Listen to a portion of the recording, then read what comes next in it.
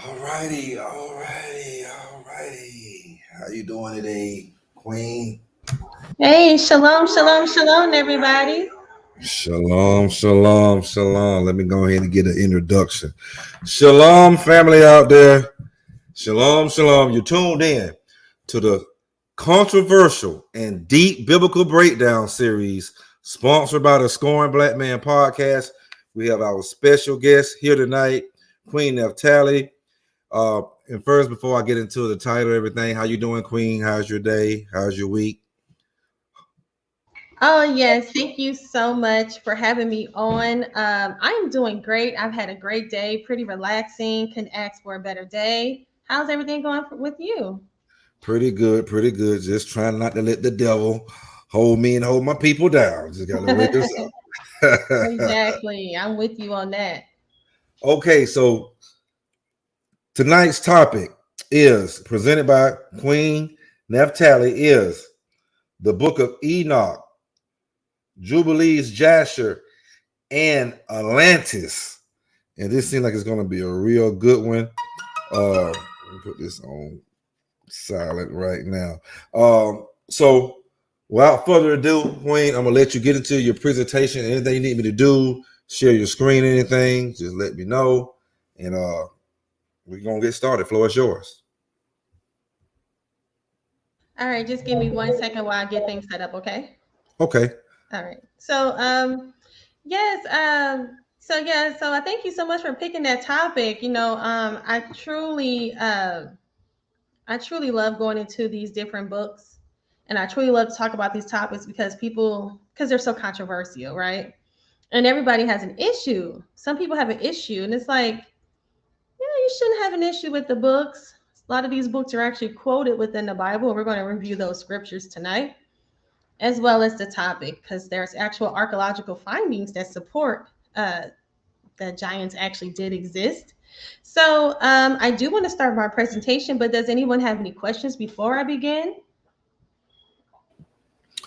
Let's see. Actually, I don't have any questions, but I might have some things I want you to touch on. But you're probably going to touch on them anyway.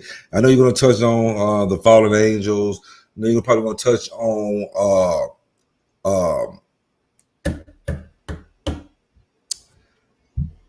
where it talks about somebody who was that being albino in the book of Enoch.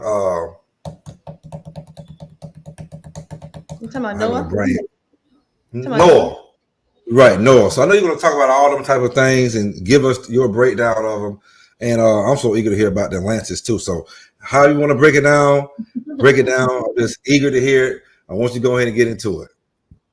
Okay, well, I'm glad you mentioned Noah. I wasn't going to talk about Noah, but I guess if I need to, we can talk about it later after the presentation. I can get into that. Well, it's just the point of I just wanted you to go over, was he albino? Does the book, because when I read the book of Enoch, and I've read all those books, and it basically, it was kind of alluded to that he might have been albino, because it might have been alluding to the angels might have been albinos. But I'm gonna let you get into all that. You're the expert on these books. I'm not, so I'm just gonna sit back and listen and let you do your thing. All right, so I just want to introduce myself. Shalom to everybody. My name is Naphtali. That is Naphtali Holda. It's my name. And my channel, as you see, is Naphtali's ADUIC. And I am going to be going into a lot of these books as well as giants tonight and the Atlantis, how they all connect. So I do a lot of presentations on this. So I ask you guys to please stop by my channel because I can't touch on everything, but I do touch on a lot of those things with videos that I've already had, different presentations. So without further ado, I'm going to go ahead and get started. And I'm sharing my screen. Let me make sure I got the right one I want. I guess I'll do the entire screen here. All right. Thank you. And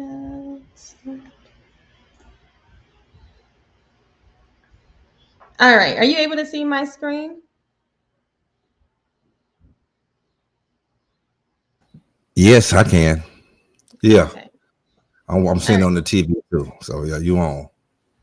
Okay, usually I have my TV on, but I don't even have my TV on.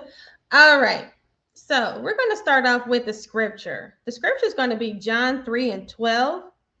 I like this scripture because it says, if I have told you earthly things and you believe not, how shall you believe if I tell you of heavenly things? So this scripture is very powerful because we have Hamashiach here speaking on, you know, if you can't believe in the things that are happening around the earth, how can you believe the things that are happening in the heavens? So this is a very powerful scripture, and that's what this is going to be about tonight, is me trying to get you to understand that there's things that you deem impossible that are here on earth. So of course you're going to have problems with things that are within heaven, but are the supernatural. But you still should give it ear. Okay, so let's get into it.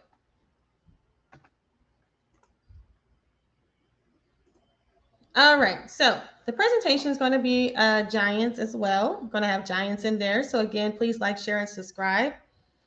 So here we go, Ephesians 6 and 12. So for we wrestle not against flesh and blood, but against principalities, against powers, against the rulers of the darkness of the world, against spiritual wickedness in high places. So, everybody wants to say everything is allegorical. Everybody wants to take the spiritual, the supernatural outside of the Bible. But we have to remember in Ephesians 6:12, it says that we wrestle not against flesh and blood, but against these principalities. And my thing is that what if these so-called fallen angels are,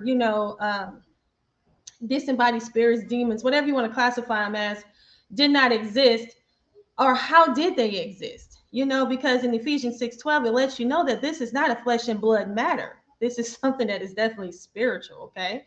And it's in high places. So that's something that we all need to think about.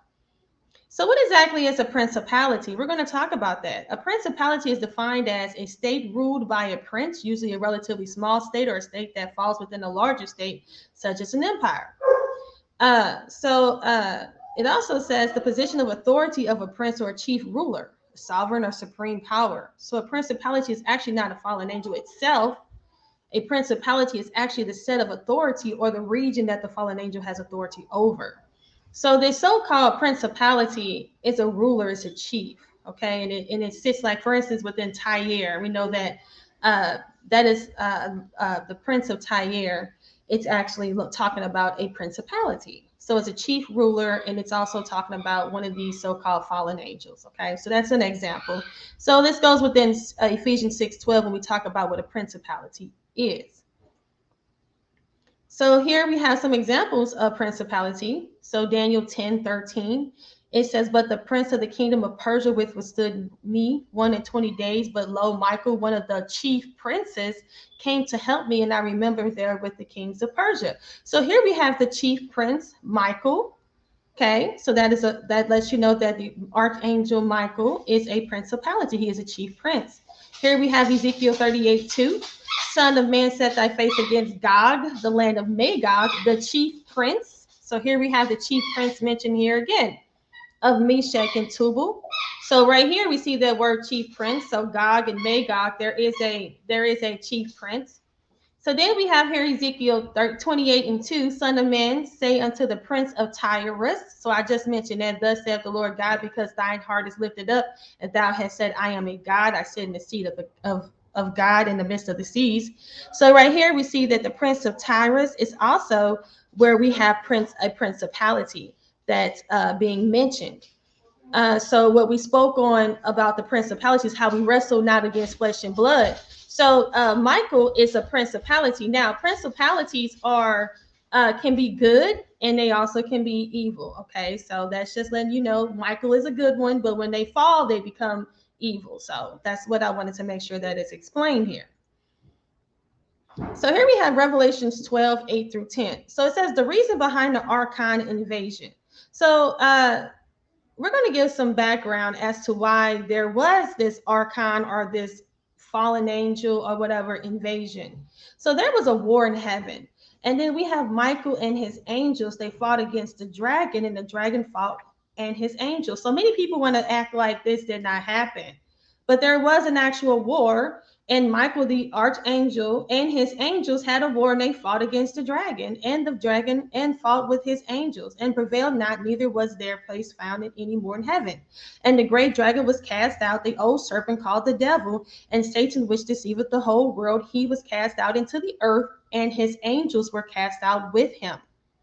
So right here, we clearly see that Michael, there was a war in heaven, and it was a war against the archangel Michael, as well as Satan and his angels. So this clearly is showcasing that the angels did sin and there was a problem. Because if there was not a problem, why are we seeing Michael having to kick out Satan and his angels? Because people want to sit there and say that the angels never fail, or they never do anything wrong, and this and that. So this scripture right here clearly shuts that down. So here we're talking about archon. So I know I mentioned the word archon, as well as I mentioned the word principality. So here we have an archon. It says archons are in Gnosticism a religion closely related to the builders of the physical universe. Among the archonics are five Scythians and the writings of the Nag Hammadi library. The archons are rulers, each related to one of the 7 planets. They prevent souls from leaving the material realm. So we have these archon, and this one right here is what we would consider to be a Baphomet. Okay. Yes, this one right here is considered to be a Baphomet. All right. So right here, the archons are the rulers of the realm within the kingdoms of darkness, who together make up the princes of darkness. The reality of the rulers, the physical appearance of archons, is described as hermaphroditic. So right here you see an archon right here, and this is considered to be Baphomet. Okay, and so these archons are actually mentioned as well as in the Nag Hammadi library. And the Nag Hammadi library is what these books that were these lost books which were found in Egypt. And these books, these are other hidden books that people don't really look into, but these books actually talk about where Baphomet, actually where we get this Baphomet from and where we get archon from. So these are some more so-called fallen angels that are different names and different mentions of fallen angels in different books. So we're going to talk about proof that the angels fell and sinned. So we have Luke 10:18, and he said unto them, I beheld Satan as lightning fall from heaven. So we also have Matthew 25:41. Then shall he say also unto them on the left hand, Depart from me, ye cursed, into the everlasting fire prepared for the devil and his angels. So right here is another scripture that showcases that the lake of fire was actually prepared for the devil and his angels. Remember, we talked about that in Revelations when Michael had kicked the angels out who were sinning, and they went, they were kicked out of heaven. So we know that Matthew 25:41, there was a place prepared for them, and that place was called the lake of fire. So then we also have her in Jude 1:6, and the angels which kept not their first estate, but let their own habitation, he hath reserved in everlasting chains under darkness unto the judgment of the great day. So Jude 1:6 talks about how the angels who did not keep their first estate, so their first estate was where? Their first estate was in the heavens. But guess what? They were bounded with chains under the darkness, and bounded in everlasting chains under the darkness unto the judgment of the great day. Now, people may say, like, okay, well, if the angels were bounded by chains, how are they out and about again? Well, we know that in the book of I believe it was either Jasher or Jubilees, we have Satan, begging for the Most High to release some of the angels. All right. And we know that he does. So in 2 Peter 2:4, it says, For if God spared not the angels that sinned, but cast them down to hell and delivered them into chains of darkness to be reserved unto judgment. So right here we see that it says, For if God spared not the angels that sinned. So right here, this clearly lets us know that the angels did sin. I don't want to sound redundant, but what I am doing is I'm just going through different scriptures to showcase that the angels did sin. There was a place for them. They were locked up in chains. And this Bible, and we don't even have to go into different books to showcase that. This is all found within the 66 books of the King James Bible. So, and that's what I wanted to highlight before I got into these other books. So here we have Isaiah 14 and 12 through 15. It says, how art thou fallen from heaven, O Lucifer, son of the morning? How art thou cut down to the ground, which did weaken the nations? So right here, it showcases that Lucifer had fallen, and this goes with the fallen angels. So this is where it all comes from. So Isaiah 14, 12 through 15 showcases this very, very well. All right, so it also talks about, what he had to say. So this is a good scripture here.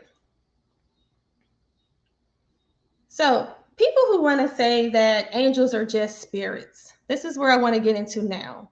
Because people want to say, oh, these are angels. They're just spirits. They're not even of flesh. They're not human. They don't look like people. They're just spirits. Well, we know in Hebrews 13 and 2, it says, be not forgetful to entertain strangers, for thereby some have entertained angels. So a lot of us, we've been taught and brought up with this scripture because it's just letting us know that, hey, you don't want to be rude to anybody because, hey, you may be entertaining an angel. So this lets us know that angels have the capacity to shapeshift and to look like us. We know that there is an angel of death that came down and were killing, the angel of the Lord. He was, doing a lot of, of the Most High's work. And that was actual physical. And he was able to, take care of that business. So he was actually in human form when he did that, as well as a lot of angels within Sodom and Gomorrah. Some people those men were attracted to those angels. So those angels looked like people. They had to look attractive for them to want to have, sexual relationship with them. So people who want to say that angels are spirits, no, there's too many scriptures and too many incidents within the Bible where it lets us know that, these angels are definitely have bodies. Okay. They're not just spirits. Also, Jacob had wrestled with an angel. Yes. Jacob himself wrestled with an angel. So this is found in Hosea 12.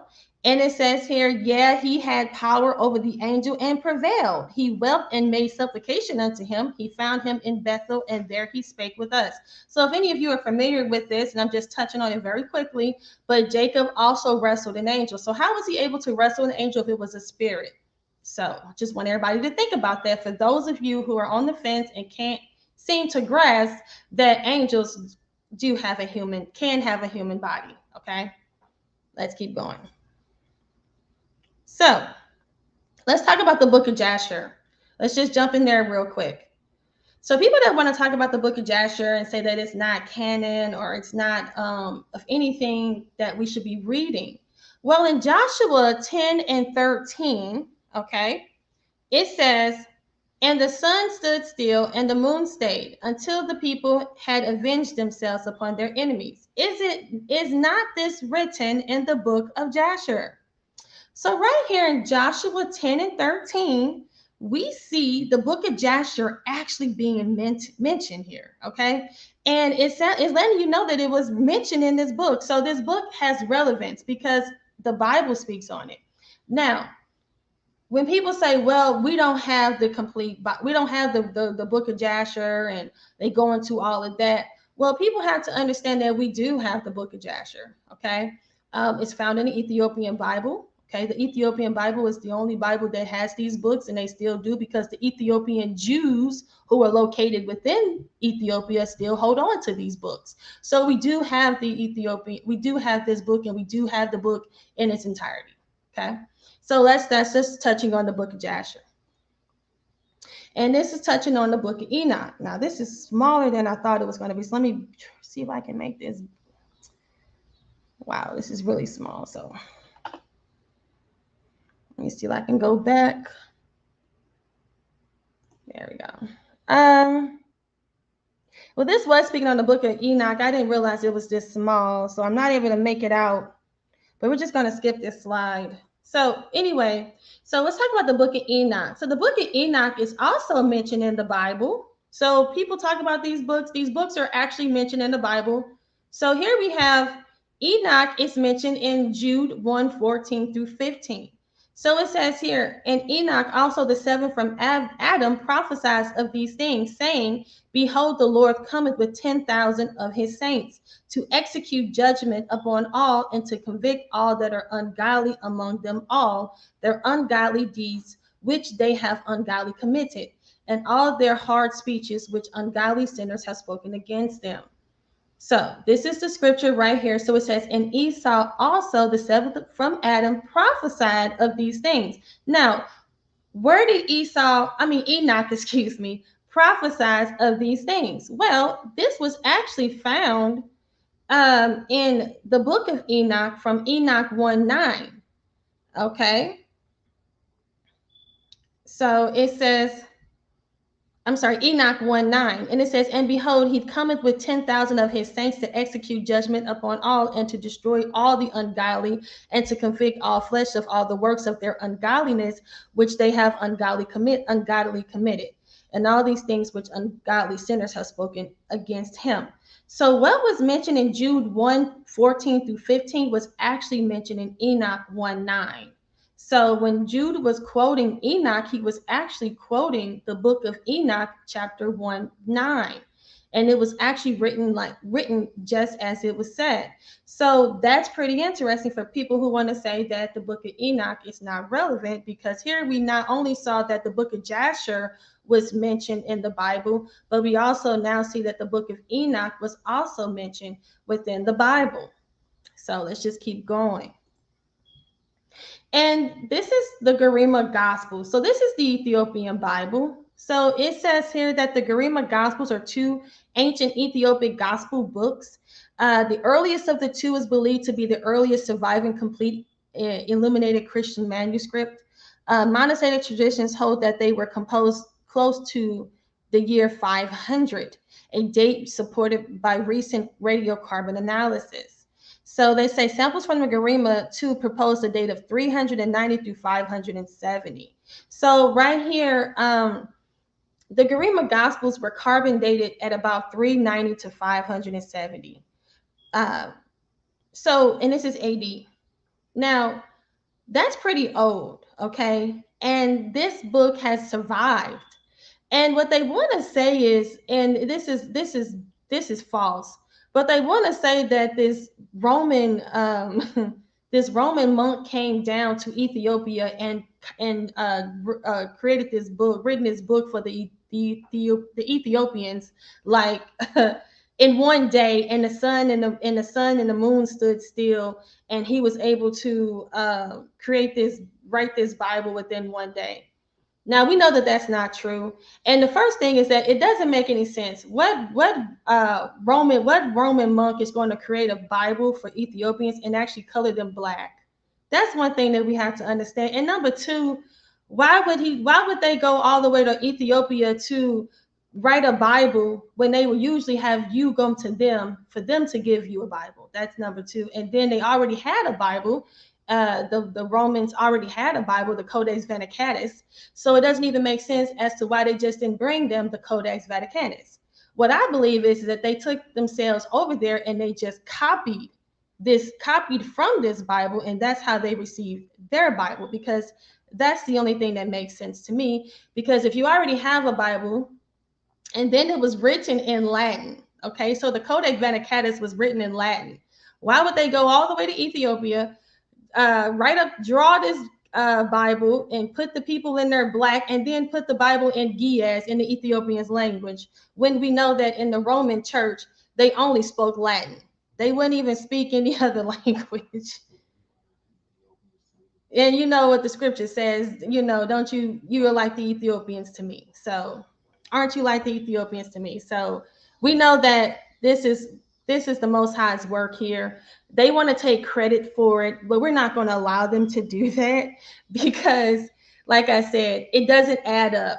If the Romans were going to bring a Bible they would have brought the Codex Vaticanus. They wouldn't have written it in Giaz, which is an Ethiopian language, and they surely wouldn't have depicted everybody in the Bible black.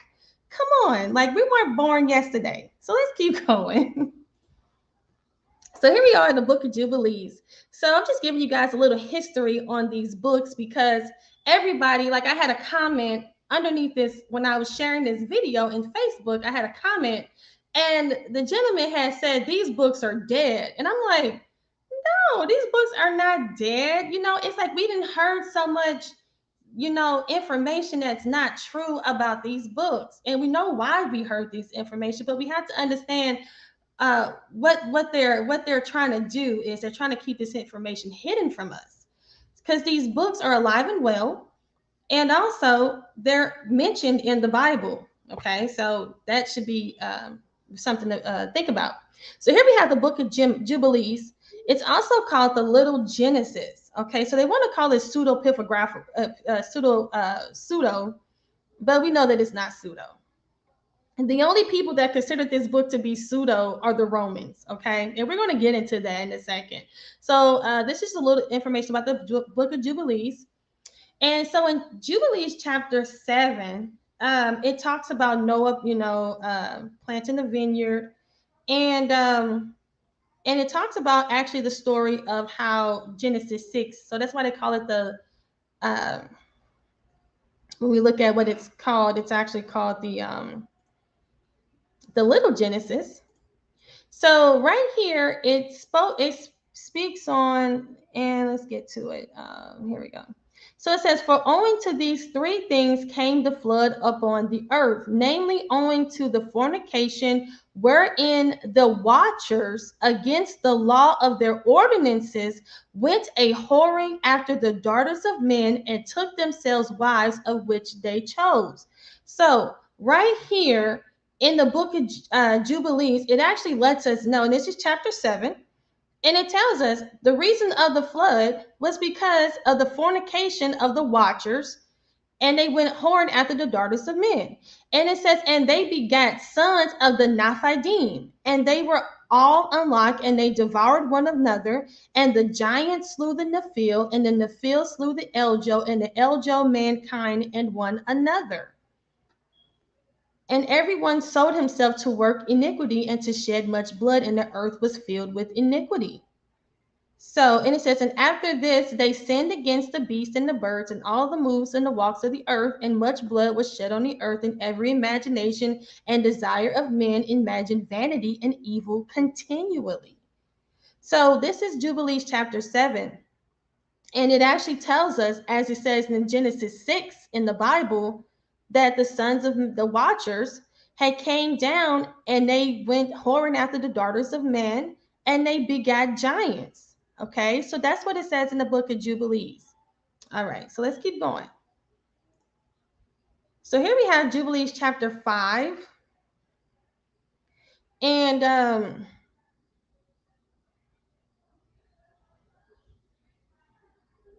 this just was this was just giving more information. I think I kind of skipped. I was supposed to put 5 before 7, excuse me, but yeah. So this was just a leading up to 7, but we got to the main point was what Jubilees chapter 7 had said. And again, this is book of Jubilees. So so the book of Jubilees were actually found in the Dead Sea Scrolls, okay, and the Masoretic text. So people can get just a little bit more history on where the book of Jubilees was found. So now we're in the book of Enoch. So here it says in Enoch 15, and now the giants who were born from body and flesh will be called evil spirits on the earth, and on the earth will be their dwelling. So right here, this explains where the bad spirits came from, what we call evil spirits, because this is something that people don't seem to have the answer for. It's where did the evil spirits come from? Where did these so-called gods come from without these fallen angels? You know, and what they're saying is that the fallen angels, when they had offsprings with the daughter of man, their children died because they were human. human hybrids. But once they died, their spirits lived on because the spirits they took after the angels. They had nowhere else to go. They can't ascend to heaven. So there is nowhere. It's like a purgatory. So they said here, and now the giants who were born from the body and flesh will be called evil spirits on the earth, and on the earth will be their dwelling. So right here, this explains where the evil spirits come from, because everybody want to say that somebody got an evil spirit on them. Everybody want to say that somebody got the devil on them. But then when you ask them, okay, so what would be the explanation as to where these evil spirits or where these devils came from? What would be their explanation? Because those people that want to say these things want to ignore all these other books, these extra biblical texts. So it says here, and evil spirits came out from their flesh because from above they were created, from the holy watchers was their origin and first foundation. Evil spirits, they will be on earth, and spirits of the evil ones they will be called. And the dwellers of the spirits of heaven is heaven, but the dwellers of spirits on the earth who are born on the earth is earth. And the spirits of the giants do wrong, are corrupt, attack, fight, break on the earth, and cause sorrow.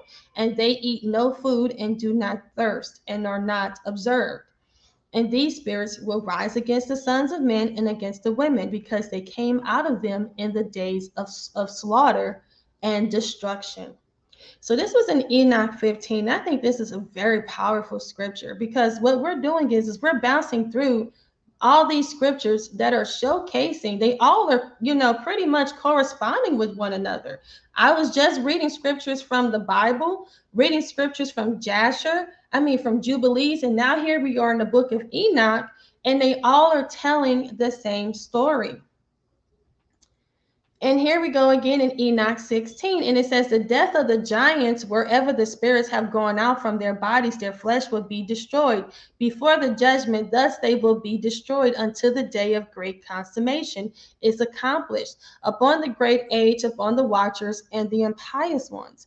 And now to the watchers who sent you to petition on their behalf, who were formerly in heaven. So these watchers, the sons of men, they were formerly in heaven. They're not in heaven anymore, okay, because they fell. You were in heaven, but its secrets had not yet been revealed to you, and a worthless mystery you knew. This you made known to women in the hardness of your heart. And through this mystery, the women and the men caused evil to increase on the earth. Say to them, therefore, you will not have peace. So this is an explanation as to why there is no peace on earth. This right here happened is the explanation as to why. So if there's any questions, the Bible is very thorough. And these books that were removed explain to you why we have evil and continually on the earth is because of these watchers that came down and had sexual relationships with these women and created these giants. And once these giants had died, their spirits became disembodied and they remain on the earth. And this is the explanation as to why we have these so-called demons or spirits, bad spirits. This is the explanation why. Okay.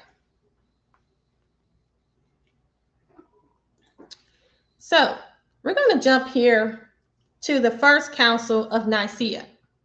So everybody knows that the first council of Nicaea is when all the Romans and everybody else met together, and they will like to say that this is how the formulation of the Christian church, the so-called Catholic Church, had formulated. So we all know that that was the first council of Nicaea. But does anybody know of the council of Laodicea? Okay, so this is very important. So the first council of Nicaea, so there are many councils that happened within the Roman church. There's very many councils. They met many times, but everybody wants to pinpoint this first council of Nicaea. We have a lot of these HILLTOPsters that want to try to denounce this, denounce it being the black man's Bible, because they want to say these Romans had their hands in it, but they don't want to talk about what the Romans did. Okay. So right here in the council of Laodicea was a regional Christian synod of approximately 30 clerics from Asia Minor, which assembled about 363 to 364 AD in Laodicea. Okay, so why is this important? I want you to look at the date of the Council of Nicaea. Do I have that? So the first Council of Nicaea was 325 AD, right? Look at when this Council of Laodicea was 363. So it wasn't really even 40 years later, right? Now, what did they do? So they say this council took place soon after the conclusion of the war between the Roman Empire and the Persian Empire. Now, the major concerns of this council involve regulating the conduct of church members. The council expresses decrees in the form of written rules or canons, and amongst the 60 canons decreed, several aimed at, here it is, maintaining order among bishop clerics. So nothing's wrong with that. But this is what's important. They outlawed the keeping of the Sabbath. Yes. This council of Laodicea was them outlawing the keeping of the Sabbath, specifying a biblical canon. Okay. And they also took away they put in place their holy days, and they put in place their holidays and took out the Most High's holy days. So the reason why I mention this is because we got to arm ourselves with this Council of Laodicea, because what this is that the Romans came in and they not only outlawed the Most High Sabbath, which is a commandment, they also outlawed these books. And what books were those? Those books of the book of Enoch, the book of Jasher, the book of Jubilees. So when people try to say that these books are not important, the only reason why these books are not important is because the Romans took them out. And if you want to say that if the Romans are correct, then I guess you want to say the Romans are correct for outlawing the Sabbath as well. And we know that's not true. So that's the reason why these books are not in the Bible, is because of this council. And this is when they established the canon, which were the 66 books. So this is nothing controversial. This is fact, and this is historical. Okay. So let's just keep going. So here we go. Now we're talking about the fallen angels again. So this is another thing I like to talk about. So when I talk about the fallen angels, there are many different incidents in history where we see people being like different points of history and stories of history that we know of, people talking about being visited by, beings in the sky, and they came down. So what is that? We have the Watchers, the so-called Nephilim, the Anunnaki. Okay, so we know about the Anunnaki.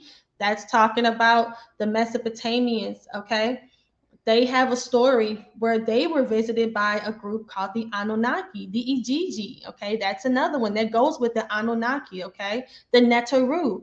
That's what the Egyptians, they speak on this. Okay, we also know of the Titans. The Titans were what was going on in Greece. Okay, so there's also the ancient astronaut theory. That's something more modern. That's today, the ancient astronaut theory, and that talks about the Dogon. And we're going to touch on the Dogon for a split second later on. But the thing is that it's not too, and then there's the newest one, it's called the extraterrestrials. Okay, modern day, we call them the extraterrestrials. So this whole thing about being visited from beings in the sky that came down is actually not too far-fetched, because all throughout history we have stories of different groups, like for instance the Anunnaki or the Neteru or the fallen angels or the Titans, or again with the ancient astronaut theory, or as well as the extraterrestrials. It goes on and on and on. The list goes on and on and on. So the thing is, it's like nobody's not made this. This can't be made up, because there's too many corroborating stories that are corroborating what the Bible are saying. Now, granted, they're not calling them angels, but okay, an extraterrestrial, or you want to call them a Neteru, whatever you want to classify them as, but these are just stories without borders. So we all have to take this in consideration, that these people can't be making this up, because we have people from all different walks of life, from all different points of the world, speaking about beings coming down and visiting them. Con, I don't mean to cut you off, sister, but I just got to break up. I think I was telling you, I love to watch History Channel, Ancient Aliens. And the ancient astronaut theories says, the orange do love to say that right now all the time. The ancient astronaut theory says, well, read the Bible. They know what the Bible says, but go ahead, sister. I just want to come in real quick. Anytime you want to comment, I would like for you to come in and say whatever you want to say. Please do, because we can just bounce back and forth. I don't have to just keep going. If you got anything you want to add, that's fine. But yes, That's what I'm talking about, the ancient astronaut theory. So you watch the History Channel, you're going to see them talk about this. And they try to make things, you know, with different words and try to make things sound smarter and try to make the Bible sound primitive or religious. But it's the same thing. It's the same thing, you know, and that's what I'm saying. You know, it's just however you want to classify it. If you want to classify it as an ancient astronaut theory, it's fallen angels. Okay, that's just all it is. It's beings, extraterrestrials, whatever you want to call them, aliens, whatever. It's the same thing. Okay, and that's something. And they're also called archons. They're also called principalities. It's so many different words for these people. I mean, for these beings that are coming down. But like I said, they're also called Nephilim, Anunnaki, Netaru, Ijiji, whatever you want to classify them as, whatever time period, you're going to hear about strange beings coming down and giving knowledge and information to people. Okay. That's Somebody just had a question for you. yes. Shalom, K. Judah. The question was, I'm gonna put it back up on the screen. It says, "Sister, when do you think that we are going to have to fight back physically?" Thinking about Ezekiel 25:14. So I don't know if you said something that brought that up. I don't know what Ezekiel 25:14 says. I don't know. It's probably talking about some angels or something. Ezekiel 25:14. Let me because my screen is full. So let me look that up real quick what that scripture is. I got so much going on. But yeah, if anybody got anything, we can stop. We don't have to keep going. Because I know there's going to be people having questions. You said 25:18? 25 and 14. 14. Okay. Let me see here.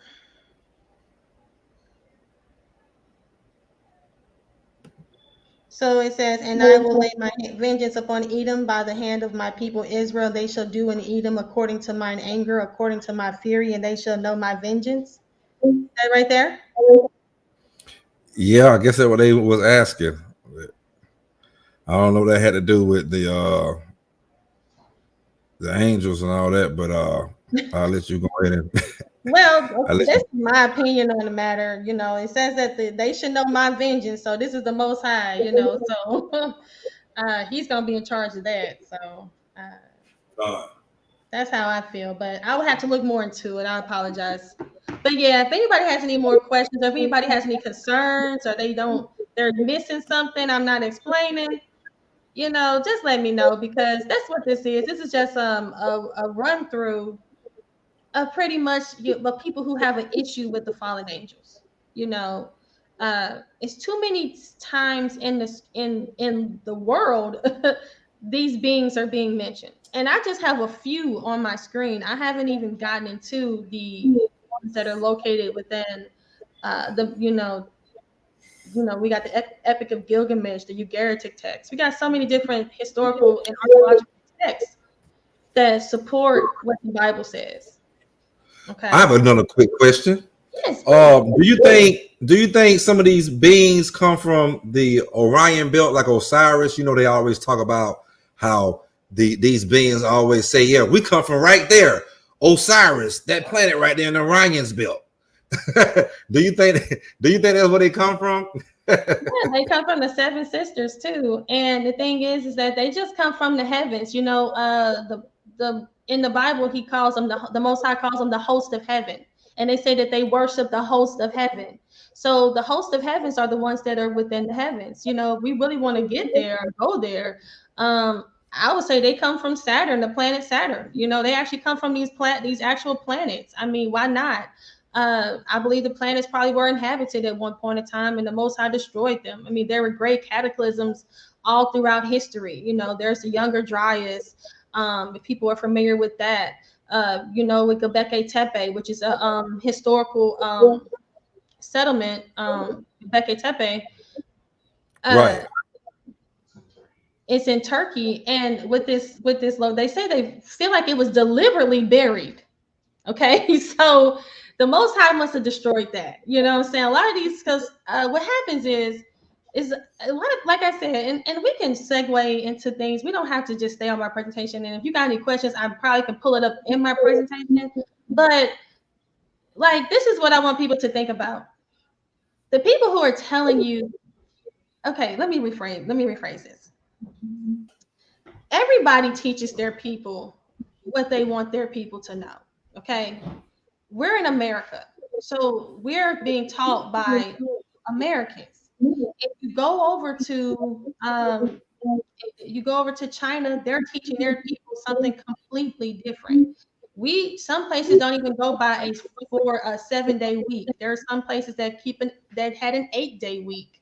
There are some cultures that had a 4-day work week. The Ethiopians are on a whole different calendar. I believe they're 7 years behind us. Okay. Some people don't even observe a whole 24-hour day. So the thing is that what we have here in the United States is not what everybody else is going through. You know, they're not, just because they tell us this is what they want us to do doesn't mean that this is the end all be all. And that's why everybody has to go out and find out things themselves and get their own information, because a lot of the stuff that they're telling us is their story, and it's what they want us to believe, but that doesn't mean that that's actual truth in everything that they're saying. I hope that makes sense. So Come on. Yeah, I don't see no more questions right now, but everybody seems like they pretty much digging this show. So if wherever you want to start off at, I mean, go back to what you was doing.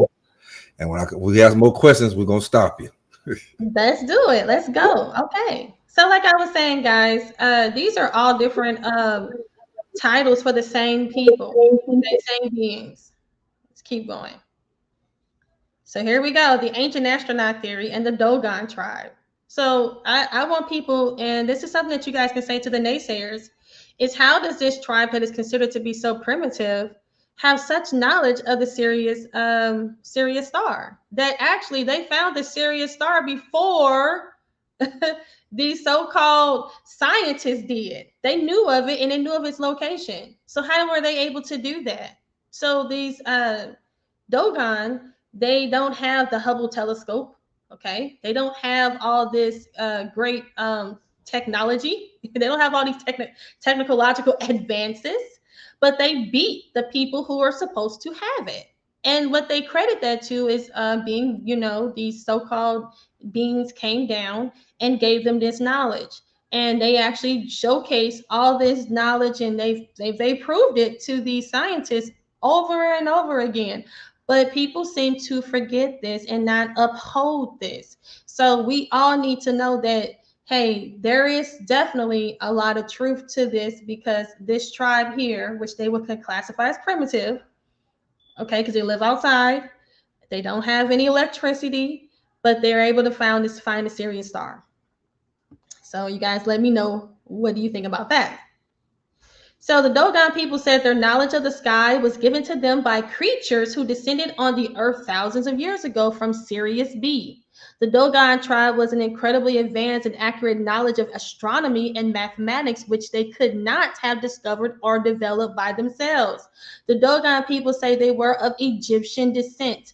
Their traditions of folk ceremonies are aligned with the movements of an invisible and yet unknown star, Sirius B, which the Dogon knew traveled around Sirius A every 50 years in an elliptical manner, something which was completely unknown to Western astronomers at that time. So they just said that the Dogon tribe had incredibly advanced and accurate knowledge of astronomy, okay? And they said that they knew of Sirius B, which was unknown. It was unknown, and they knew that it traveled every 50 years in an elliptical manner, which was something that was completely unknown. So they say Sirius A is a bright star which can be seen in the western sky through the naked eye, but not Sirius B. It's invisible. It's its invisible companion. It says the Dogon people knew that Sirius B was a very small but very dense or heavy, yet its existence was proven only in 1970 when it was photographed for the first time by the Western astronomers. It says the Dogon tribe knew about the existence of this invisible star for thousands of years. So, guys, what do you all think about that? Okay.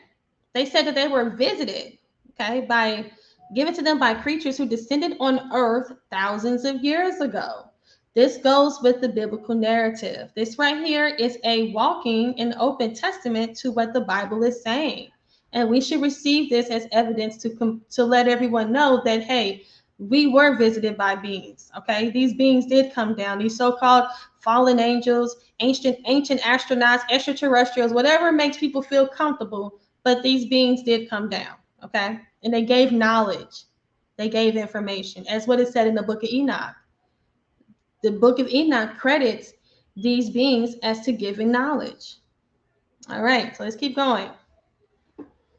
So here we have in Deuteronomy 32 and 17, they sacrifice unto devils, not to God, but to gods whom they knew not, to new gods that came newly up, who your fathers feared not. So who are these new gods? Okay, because right here in Deuteronomy 32:17, it says that they sacrifice unto devils, not to God, but to gods whom they knew not, to new gods. So who are these new gods? Where did they come from? That's a question that I have for naysayers, because if all the angels never sinned and everybody and everybody did what they were supposed to do, then who was they worshiping? Where did they come from? Were they just worshiping human beings and they were just deifying regular humans and they were just worshiping humans? Is that what they want to say? Because that's not true. What they were worshiping were these fallen angels. That's what they were worshiping. And that was the question that I had. So where did the new gods come from? That was my question. So, and I was just speaking on that we call interdimensional beings extraterrestrials, right? So we talk about the extraterrestrials, and people talk about being visited and taken up on spaceships and being probed and all that kind of stuff. So I was just about to ask you, why do you think it's only white people that get anally probed, vaginally probed, probes going through their eyes, their nose, their ears, every hole they got, their navel too? I said, like, damn, why is it's only white people that get abducted? And then you see these videos where you see a lot of Hispanics say they got abducted, or they had what you would call future dreams of the spaceships coming down and they getting on there. There's a lot of black people on there, and then the big black angels telling them, hey, you can't bring your white wife or your white husband with you. They're telling the Hispanics that you got to leave them here. There's only Negroes, and this what Hispanics say. You know what I'm saying? So I've seen all these videos on TV. Yeah. So why do you think that? Why do you think they only get probing the white people? Well, they also are taking eggs, okay, from these people. These women, they say they're taking eggs. And, I have a boatload of theories. Before my channel, we had some stuff on our, those of you that go back with me, I had on my channel some stuff that was really like trying to get into the, what is really going on here, because they were taking eggs and they were saying they were having children and sperm. So I believe they were creating offspring. I don't want to get, I don't want to say anything on your channel, but we're going to try to keep things,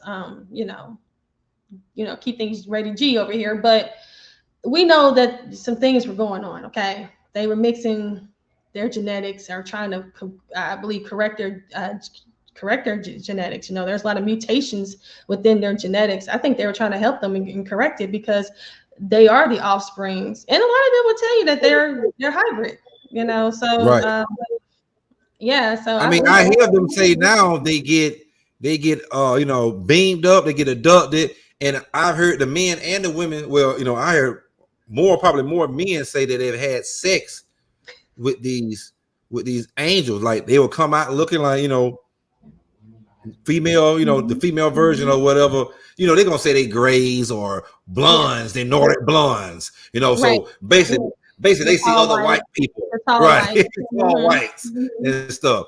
And so they say, they have sex with them. I've heard the females say the same thing, but they always be white people. I just can't find a Negro yet. I'm just trying to find a Negro. No, because that's not our story. They're the hybrids. And I can get into that on another video as to how that works out too. But yeah, I agree with you. And the women are having babies, and the men are impregnating. You know, they're taking sperm, they're taking eggs. So they're trying to keep their genetics afloat. They're trying to keep their offspring coming. That's how I look at it. Because why else would they take sperm and eggs? Okay, and Con.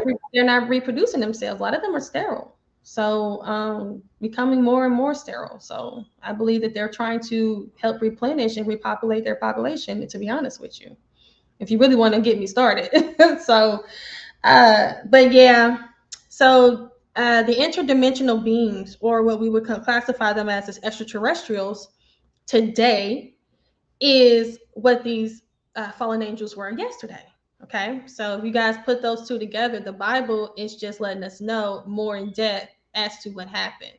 You know, they make things sound like it's primitive or like it's religious, and it sounds better when they utilize interdimensional or extraterrestrial. So whatever makes people feel better. But the thing is the Bible is where it starts. Okay, and it's finishing it. It's going to finish it as well. So let's just keep going. So also, when we get into these, like the book of Genesis 6, it's, it's, and the books are missing, a lot of books are missing. So it was written that Christ said, the Pharisees and the scribes have taken the keys of knowledge and hidden them. They themselves have not entered, nor have they allowed to enter those who wish to. You, however, be as wise as serpents and as innocent as doves. This isn't a Gospel of Thomas. This is another book. This is written in the Nag Hammadi and with the Gnostics, and this is found within Egypt. So these are other books that people don't really talk about, but they're saying that these scribes and these Pharisees have taken away the keys of knowledge. They've hidden this information from us. And that's what's going on. A lot of people are being swayed and taught to ignore information. And people want to turn their noses up at the Bible because of what happened with Adam and Eve and the apple, because of the tree of knowledge, and saying the Most High is trying to restrict knowledge. But that's not true. These so-called Pharisees, these scribes, and these people are the ones who are trying to keep knowledge away from us. The Most High is all about knowledge. That's why the tree was planted in the first place. It's just about an order of things, right? So let's keep going. So here we have Genesis 6 and 4. And it says, there were giants in the earth in those days, and also after that, when the sons of God came into the daughters of men, and they bare children to them. The same became mighty men, which were of old, men of renown. Now, right here, this is and I'm tying this into the Atlantis. So this is from the Atlantis Encyclopedia, and they actually have Nephilim here. And they say it's described in the Old Testament as fallen angel, a fallen race of giants. They ruled the world before the great flood, which obliterated their power. Their descendants, the Emim, a people great and many and tall, Deuteronomy 2:11, were also known as the Raphaim or the Anakim, who perpetuated pre-deluge religious practices atop a sacred mountain, Seir. The Nephilim appear to have been late fourth millennium Atlanteans. So they're telling us that the Atlanteans were Nephilim. Now I'm going to talk about this because I had a subscriber tell me that they thought the Atlantis was with the Egyptians. And I actually watched a History Channel video with them trying to pass it off with the Egyptians. And what I've been noticing is, and I don't know if anybody else has, is that they're trying to give credit to the Egyptians. Like they're trying to give everything to the Egyptians. I feel like they try to use the Egyptians as a scapegoat. I really am, because they want to make like they're the oldest. They want to make like they're the most, like there isn't any other groups of people that have the capacity to have this type of information and knowledge. It's like we get it. The Egyptians were a great people, but there were other people that existed. Because when it comes to like the Bible, they want to credit the Egyptians as to influencing the Bible. It's like, come on, no. Yes, the Egyptians, to give credit, they did influence the Greeks, they did influence the Romans, but really, in all actuality, they all are just worshiping the same God. That's why it all works together. It has nothing to do with who is influencing. It's just about who they're worshiping. It's the same God, just different. They just give them different names. So let's just keep going. So another name of the fallen ones is the Anunnaki. I talked about the Anunnaki earlier. And so the Anunnaki, again, reveal finding the Nephilim in myth, giants among men. So it's essential to an ancient astronaut theory, and author Zachariah Sitchin's narrative is a group of mythic beings known as the Anunnaki who claim cross their own DNA with that of the Homo erectus in order to create mankind for the purpose of using humans as slaves to mine gold and other minerals. Today, these Anunnaki are often portrayed as the equivalent of the Old Testament creator God. Now, this is just, now I'm not saying that we need to believe in the Anunnaki. No, I'm not. But what I'm saying is that this is just another story that corroborates with how the biblical narrative. It lets us know that either the Anunnaki or the fallen angels came down and in this perspective, they were saying that they enslaved the people. But I'm seeing people, because people say that Zachariah Sitchin didn't get it right, his translation of the tablets. So there's people that are coming out and they're saying that actually they gave knowledge and information and they helped these the humans that were on Earth. So this actually goes well and more with what the Bible says, as far as what the book of Enoch says. So the Anunnaki, like I said, the fallen angels, Nephilim, all of that is corroborating with what's going on and what's happening within the Mesopotamian tales, within the Enuma Elish and the Epic of Gilgamesh. So here there's a famous Amorite or Hammurabi. Okay, everybody who knows who's if you don't know who Hammurabi is, he was a king. Okay, his name was Hammurabi, and he was an Amorite, Amorite, Canaanite. Now, Hammurabi was also within Mesopotamia, and before he was brought in as king, he had his code of laws. There was something called the Code of Hammurabi. So many people should know who that is. He's very popular, very famous historically. So in his code of law, before he was, this is his preamble when he was brought in, he actually said this, and this is what's recorded, this was translated. It says, when Anu the Sublime, king of the Anunnaki and Baal. Okay, so who is Anu? So Anu is also Enoch. Okay, so we know that the sons of Enoch was also Anu. So Anu the Sublime, they're saying king of the Anunnaki and Baal. Who is Baal? We know Baal is found in the Bible. And he says, the Lord of heaven and earth, who decreed the fate of the land assigned to Marduk, the overruling son of Ea, God of righteousness, dominion over the earthly man, and made him great among the Igigi.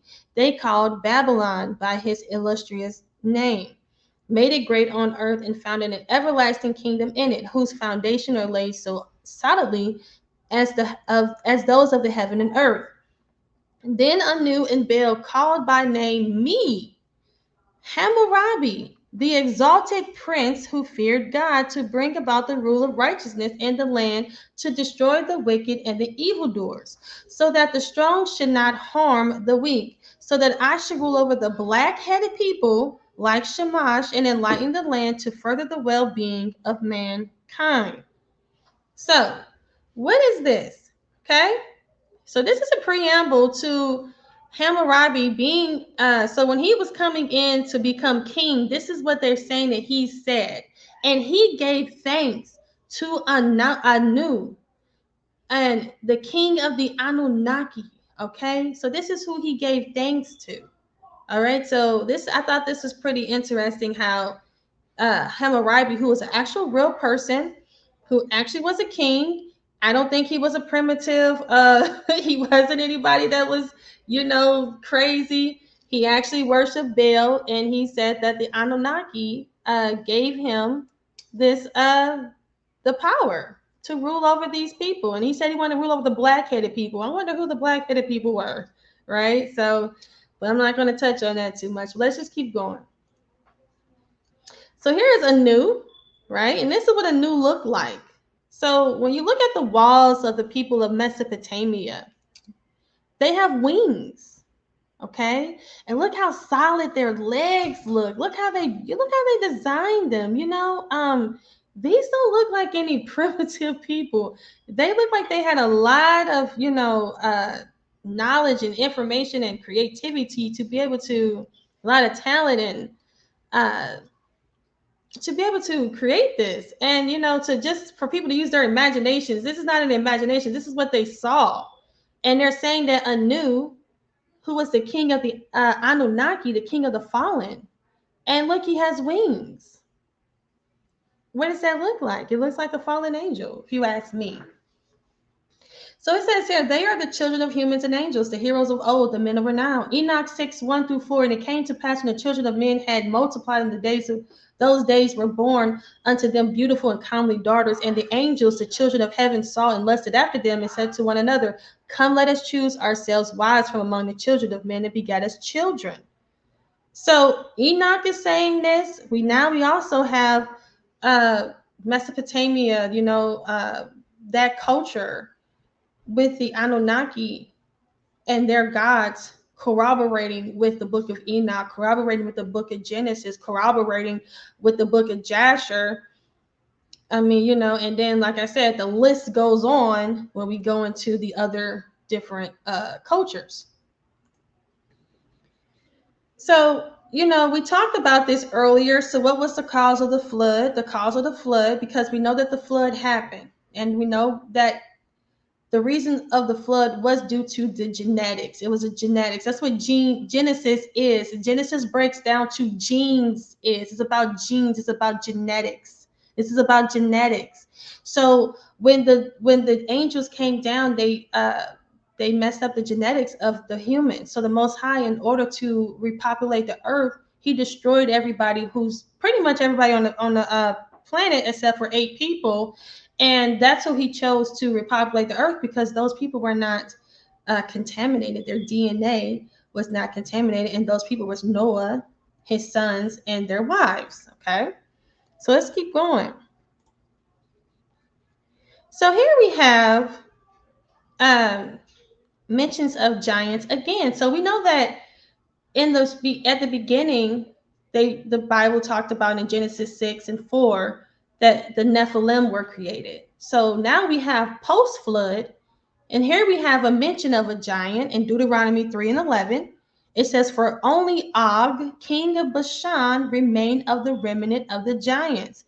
Behold, his bedstead was a bedstead of iron. It is not in Rebeth of the children of Ammon. 9 cubits was the length thereof, and 4 cubits the breadth of it.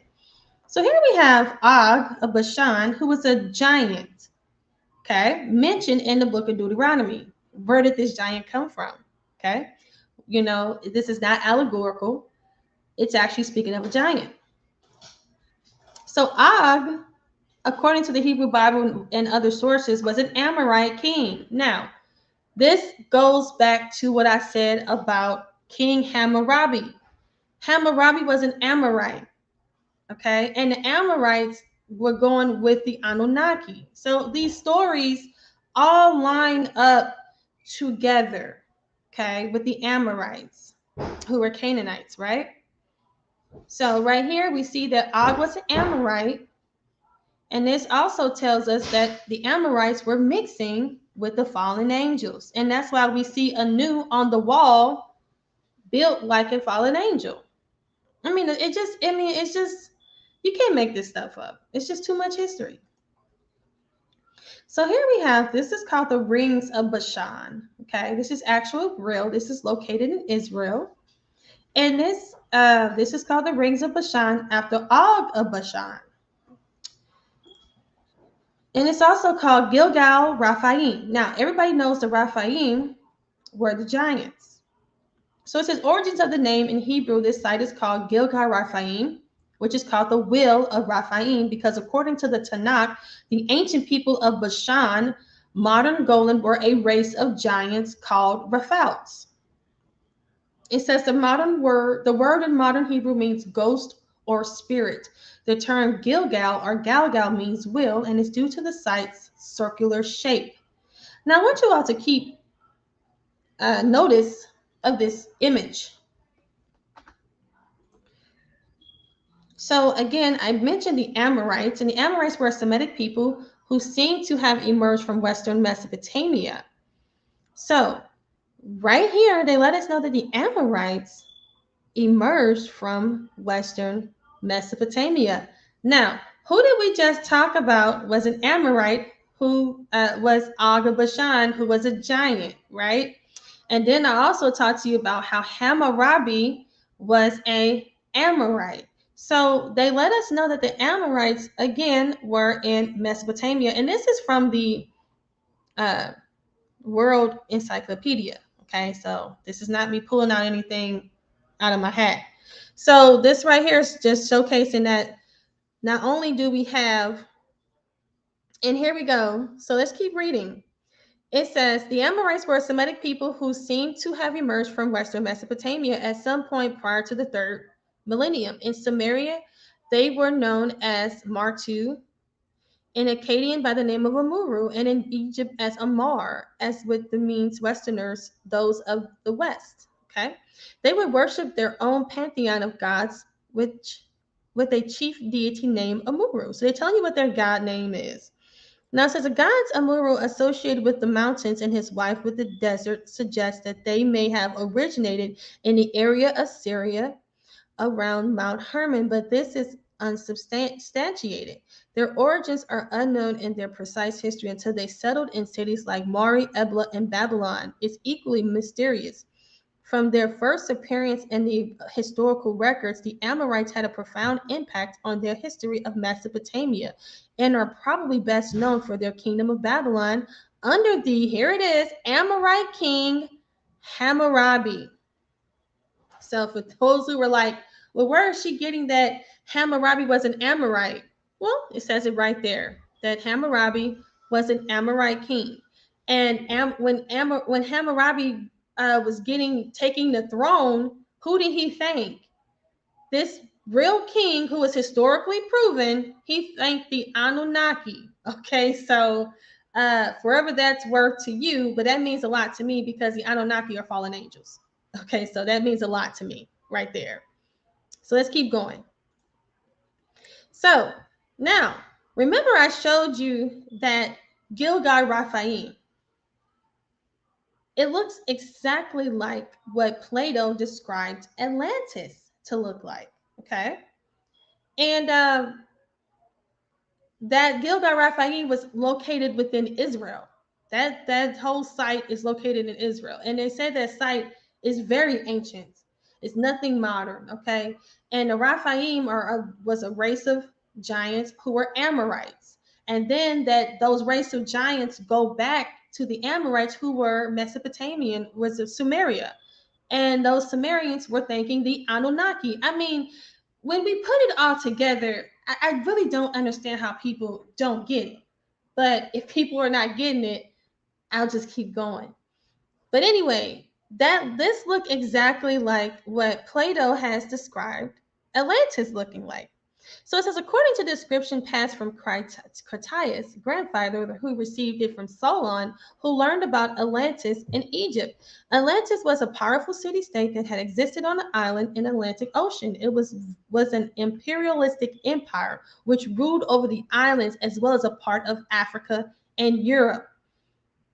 Okay, so for time's sake, I'm just going to move on. But guys, remember, we looked at how the Gilgal-Raphaim looked.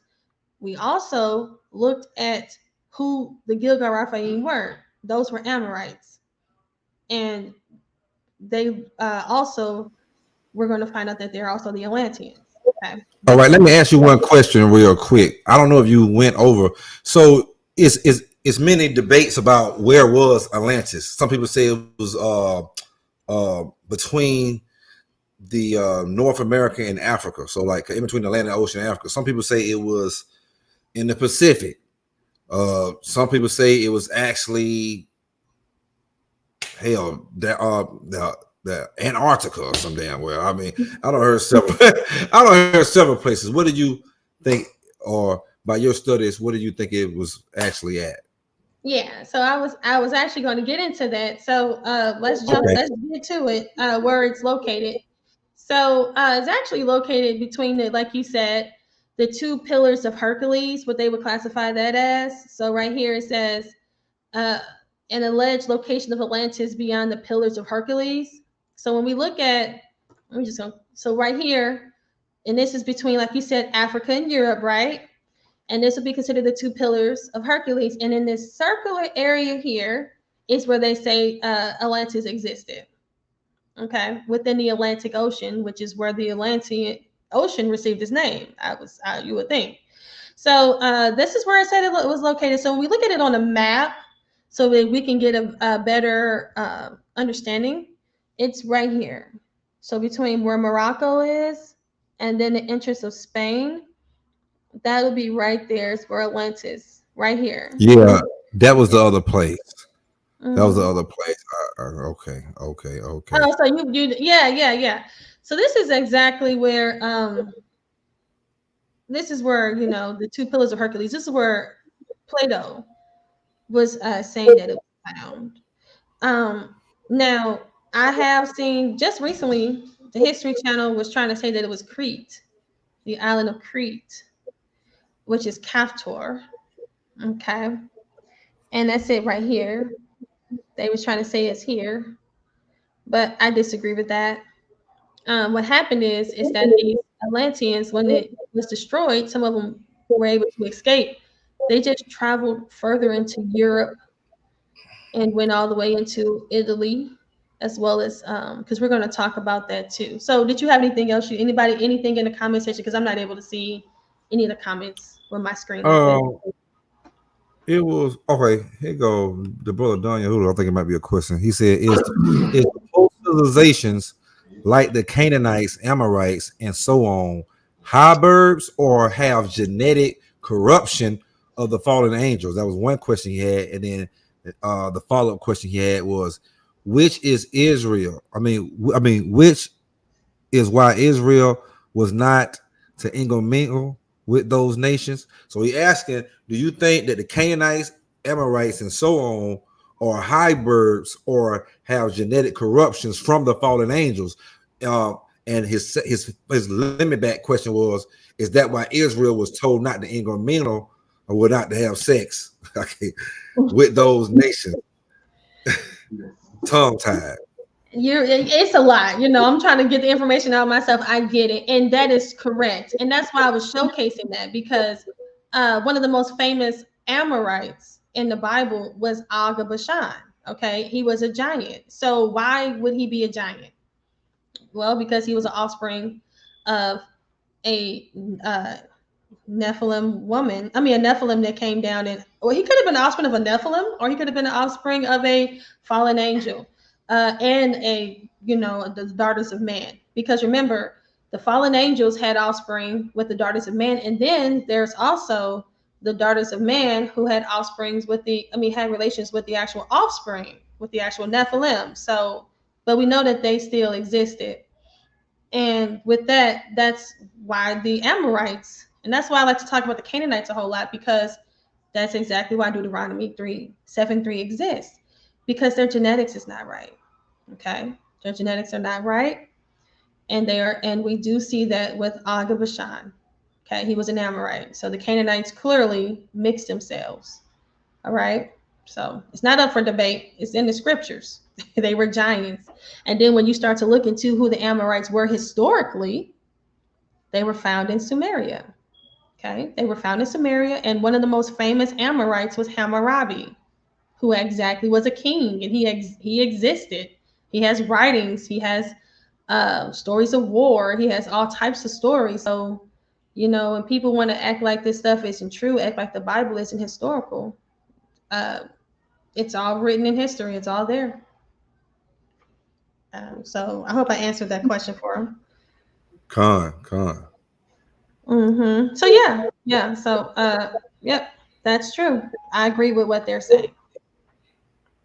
So I'm gonna keep going. So in Plato's dialogue, we learned that the Atlantis was located beyond the Pillars of Hercules, known today as the Strait of Gibraltar. The pillars were two twin columns of enormous dimensions, flanking a massive cauldron of perpetual flame that not only burned in homage to the demigods Hercules, but marked the western limits of the classical world.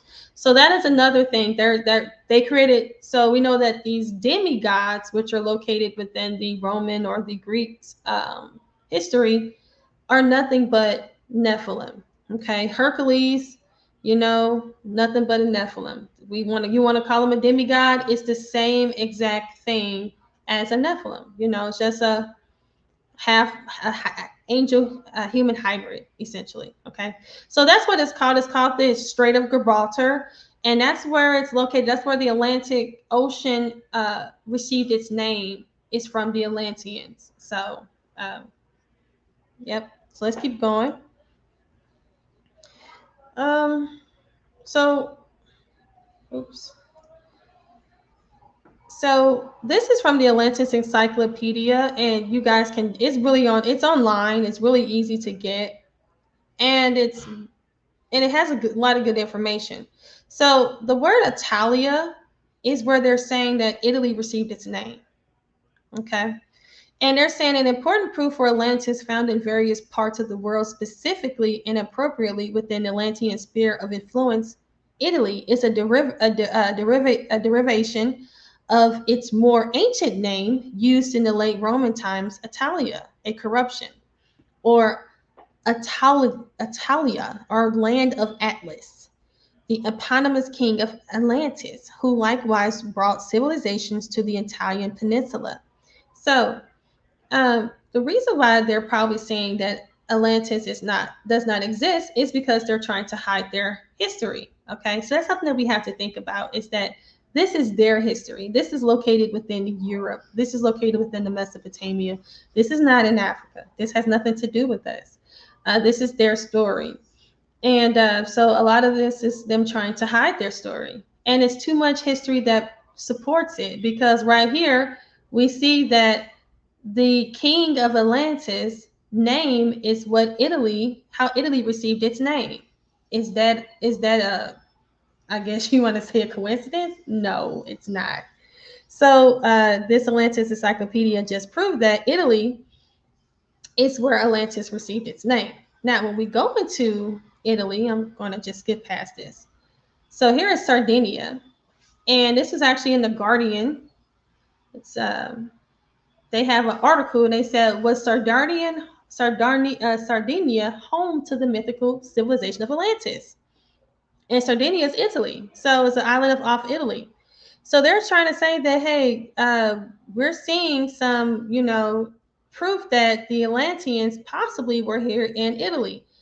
And remember, we just saw that the name of Italy came from the king of Atlantis, so it's not a coincidence.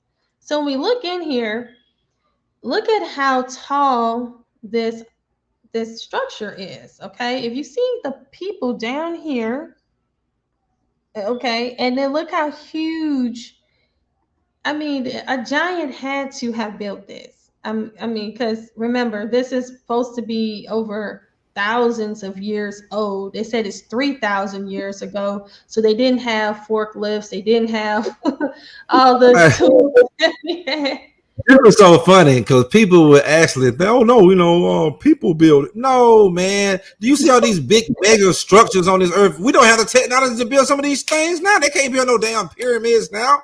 It takes giants and anti-gravity. I do believe in that as well. You know what I'm saying? The anti-gravity theory portion of it. But yeah, it definitely takes giants. Definitely takes giants. Oh, and sophistication and knowledge. It takes people with a great deal of strength, height, as well as knowledge to be able to create, and I'm not talking about this structure here because this structure seems very simple, but when we get into, like you said, the pyramids or the megaliths, like Baalbek, for instance, you look at Baalbek, and if people don't know what Baalbek looks like, I can pull it up later, but the megaliths on that are huge, the solid rock and how it was cut. How did they have the capacity to even cut the stone like that? And then what I think is so interesting is that when they showcase the modern what people put on top of it is actually looks more primitive than what is, when you get to the oldest of the structures, it looks more advanced. But when you start looking at the stuff that people did today, it's more primitive. So that just makes people think that are we as advanced as we think we are? No, people were more advanced back then. It's just the Most High came in and destroyed what they did and started it back over again. Started us back over. Because all those structures, even in the Easter Island and Wanabumpu and all, I can't pronounce all them damn crazy names, but all those structures, they are built by giants. I mean, hell, you got statues just standing up straight in the damn ground. You know what I'm saying? It's like 1,000 tons, 4,000 tons, 5,000 tons. Like, how can it? Come on, it's just common sense, people. Come on. And we're going to talk about a lot of those structures too. So I'm going to hurry up because I want to get to those structures. So yeah, so right here, this is a very tall structure that was in Sardinia, which is also Italy, where we just saw that they said that name came from Atlantis. And here's another one. They have several of these homes. They said this was home to giants. They have several of these homes all around this island. Okay. And this is archaeology in Sardinia. They have an actual American Journal of Archaeology. They talk about these huge figures that were found all over the place. So it's pretty interesting. So you guys need to look up the Monte Prama giants. So they said, did you know in Sardinia, among its many nicknames, is often called the Island of Giants. So this island is also called the Island of Giants. So yeah, we know that these people, where this place was actually inhabited by giants. I mean, it had to be. No doubt. So here, look at these huge stone structures. Like, who cut these stones? Where did they get the stones from? And how did they get the capacity to even cut these stones? And these are over 3,000 years, okay? So this one's here's pretty tall. So these are more about these giant statues. These statues, these stone statues, are of about 8 feet tall. So and 8 feet tall. Some of them are 8 feet tall. So who were able to chisel out these huge stones and these statues? And where were these statues of? Who are they of? They were of giants. People were creating these statues for these giants. And these were this is actually called the tomb of the giants. And they say these tombs are large. They consist of burial chambers that is 20 to 30 meters long, which are about 6.59 to 6.598 feet tall. The front part of the delimited by a kind of semicircle of vertical stones planted in the ground. So this is actually called the tomb of the giants. So they're trying to say that a lot of these they're trying to say that they unearthed a lot of these giants. They found these giants. And they say that people come in, the archaeologists come in, and they take them away and they never see them again, and they act like it didn't happen. So a lot of these people that actually live here actually are saying that they're unearthing giants. So you can take it for what it is, but that's what they're saying they're doing. Here it is from the aerial view of how this looks. The tomb of the giant, a giant's grave. They're saying that a giant is buried here. So here we have the, and I told you I was going to be talking about Stonehenge. So Stonehenge made it into the Atlantis Encyclopedia. It says the world's most famous megalithic site located in England's Salisbury Plain. They said that has evidences for several important Atlantean features. They say, for example, the sacred numerals 5 and 6 incorporated in the Atlantean structure, according to Plato, recur throughout the Stonehenge. The structure even resembles the concentric city plan of Atlantis itself. So we're going to look at it from an aerial view. And if you look at it, it does have the circles within a circle. Okay. And it also is called Giant's Dance. So before it was called Stonehenge, it was actually called Giant's Dance. And there's actually a tale that's like a mythical tale that's backing this. It's a tale about Merlin. So if you guys know who Merlin is, he was like a wizard. And they said that it was written. This was written in a stone circle in the Arthurian legend, so the King Arthur's legend. So King Arthur actually has a legend talking about this stone circle, which they called Giant's Dance. And they said Geoffrey of Monmouth described it as a megalithic stone circles whose stones were used to build the Neolithic Stonehenge. I thought that was pretty interesting that this actually goes back to a tale with King Arthur's court. All right, now have you seen, oh, I ain't gonna cut you off, but have you seen the you know how Mars have everything? So Mars have like the three little pyramids kind of shaped just like Egypt, and it's facing the Osiris belt, you know what I'm saying? I mean the Orion's belt with Osiris and other stars. Now they supposedly, and I watched all those, NASA files. I watch it all.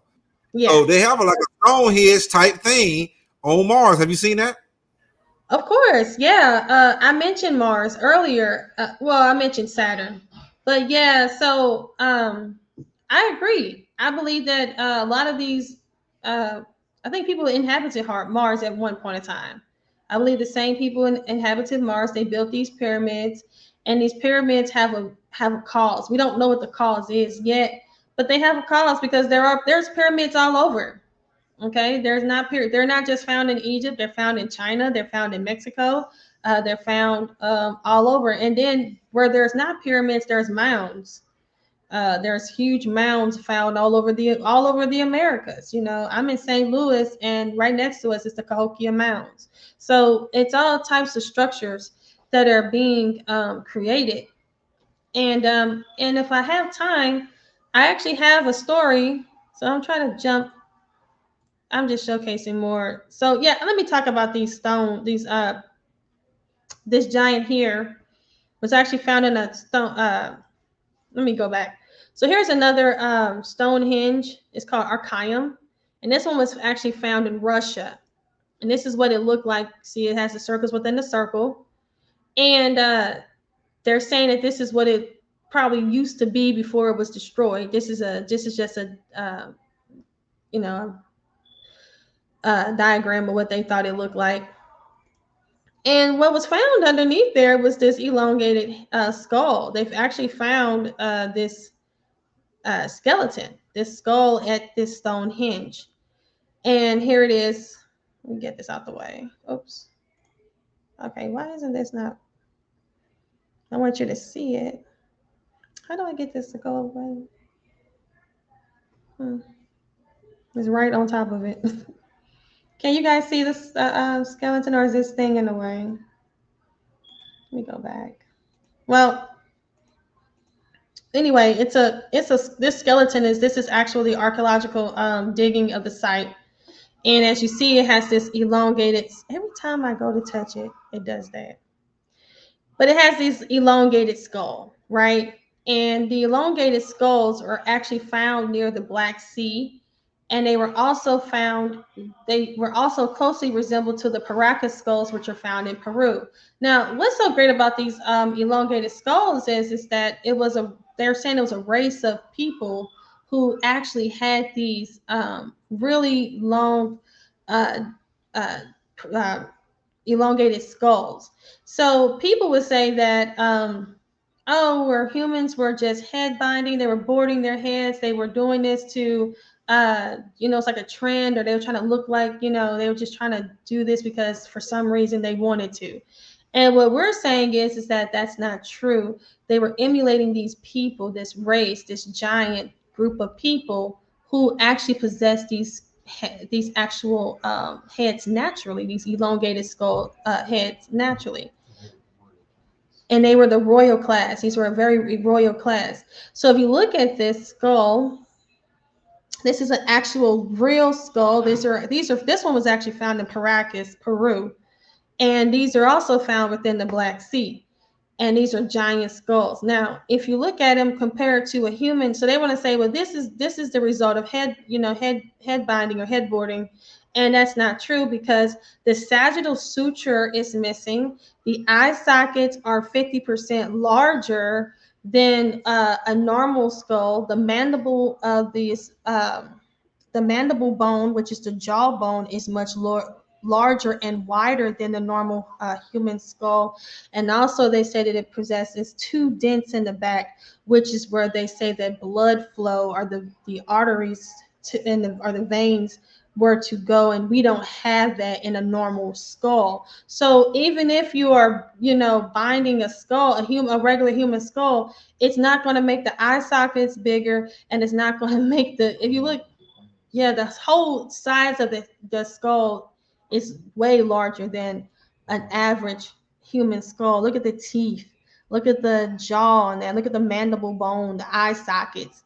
It's not of human, it's not a human origin. So these are actually found all throughout the Black Sea area, which is where Atlantis is located, which is where we know that the giants were located, as well as in Paracas, Peru, which is over here in the Americas.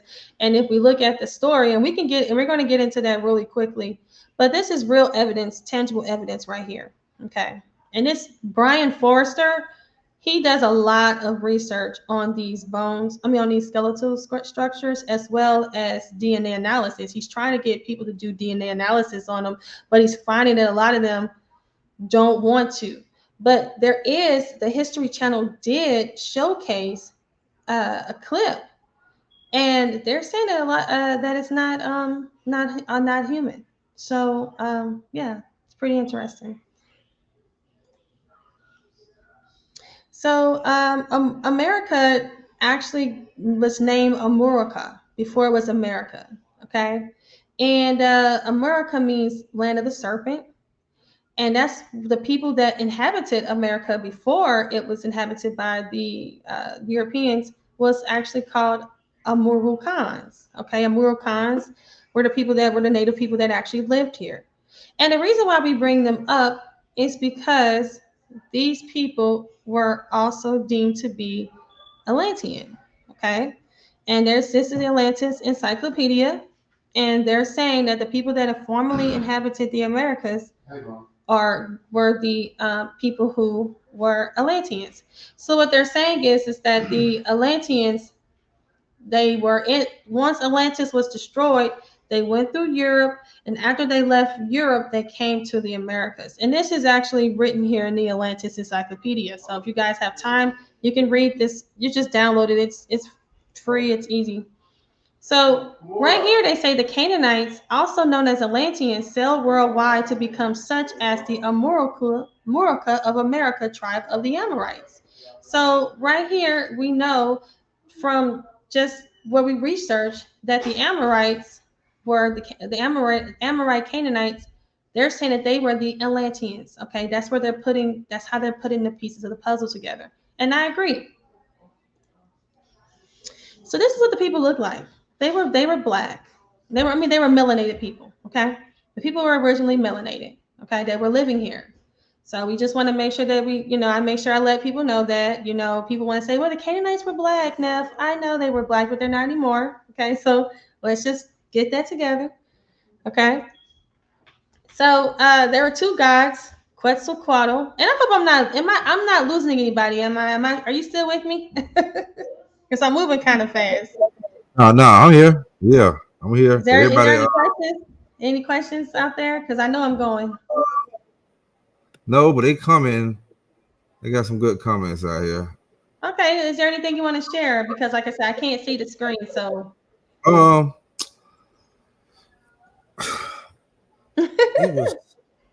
it was something you said. I gotta write everything down now.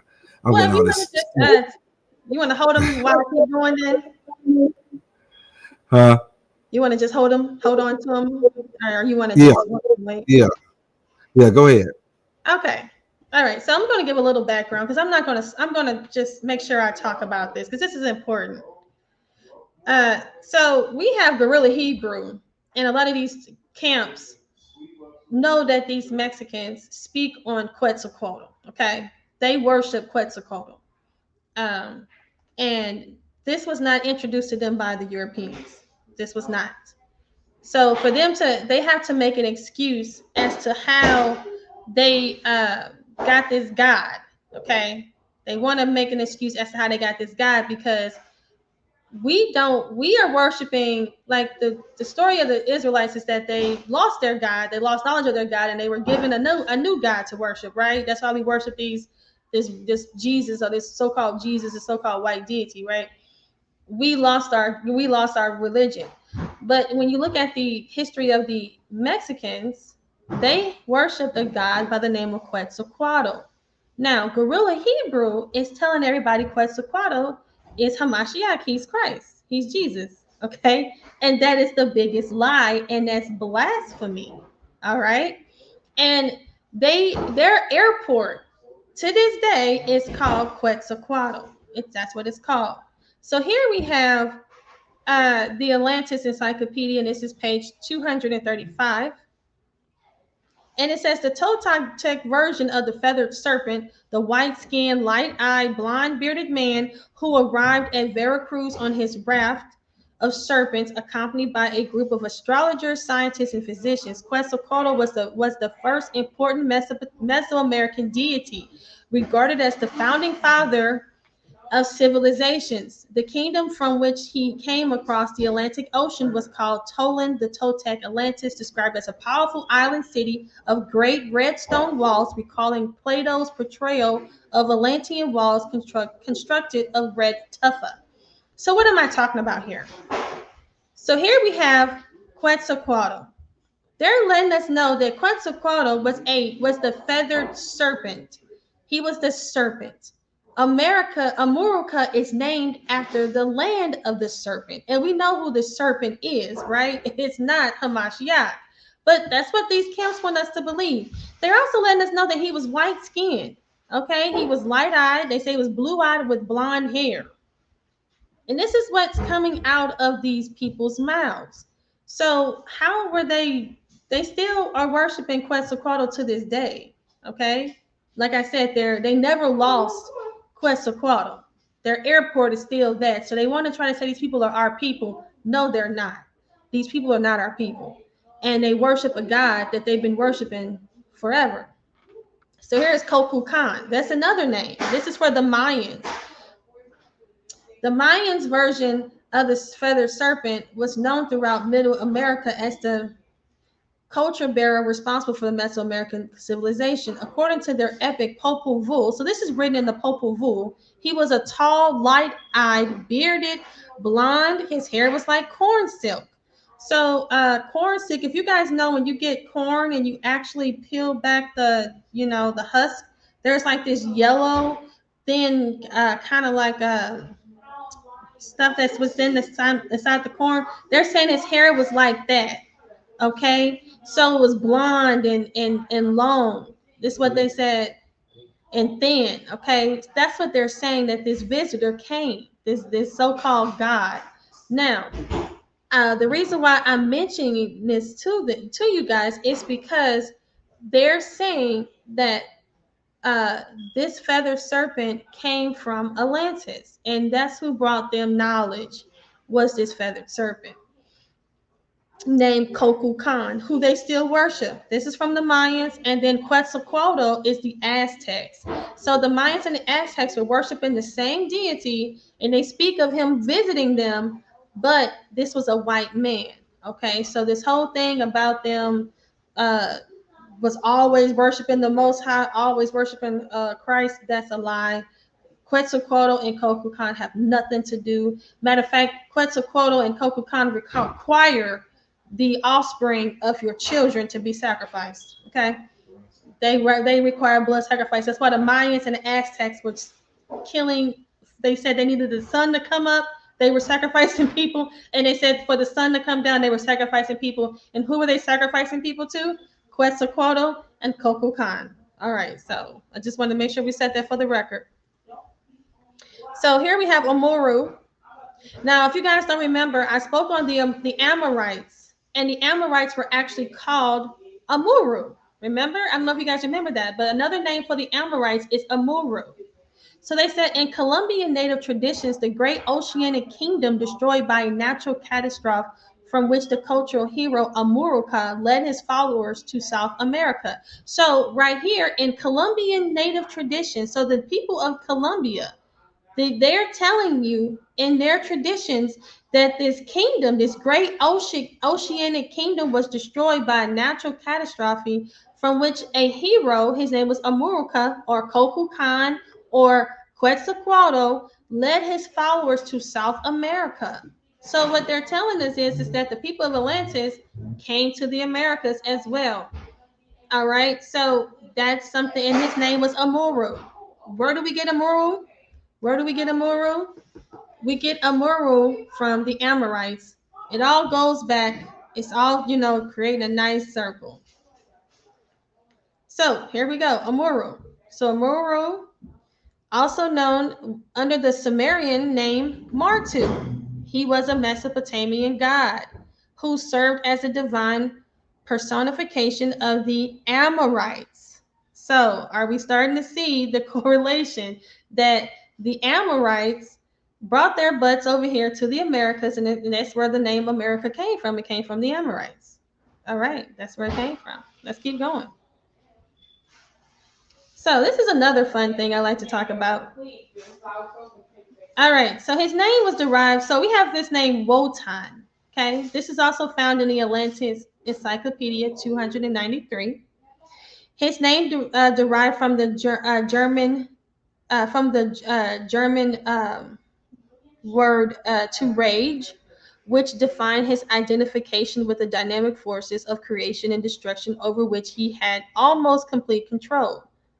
So he's also known as Odin, Woden, Vodin, and Wotan. So here we have Wotan, who was also a he was also known to have come over to the Americas. Now, why is this important? What is so important about this is that so-called Kokukan, Quetzalcoatl, Amuru is also named Wotan. And Wotan goes back to who? Odin. So we're trying to showcase how all these gods are all the same. Now, it shows you right here that he's also known as Odin, Woden, and Vodin in Votan. So they say here the West African of Dahomey still worship Vodun. It's the same person, Odin. So people who want to sit around here and act like African spirituality is African, it's not. It's actually worshiping Odin, who is a Norse god, who is actually goes back to the so-called tall whites, who actually goes back to this so-called um, uh, it goes back to all those the Nordics and all of that. So that's where Wotan comes from as well. And it actually goes back to the Atlanteans. They're saying that Woden or Odin, that these people with this blonde hair, this blue eyes, are white Jesus, or this white Jesus figure that everybody is worshiping around the world. It actually goes back to Odin. It all goes back to Odin, okay? That's who the Mesoamericans described. So, and for people who may say, well, Nev, it says Odin, Wotan. It doesn't say Odin. Well, here we have the Encyclopedia Britannica, and they tell you Odin is also known as Wotan. Okay. And Wotan is also known as Wednesday. That's why we have this so-called Wednesday today. Matter of fact, today is actually Wednesday. So this is But check Odin's this day. out. But check this out.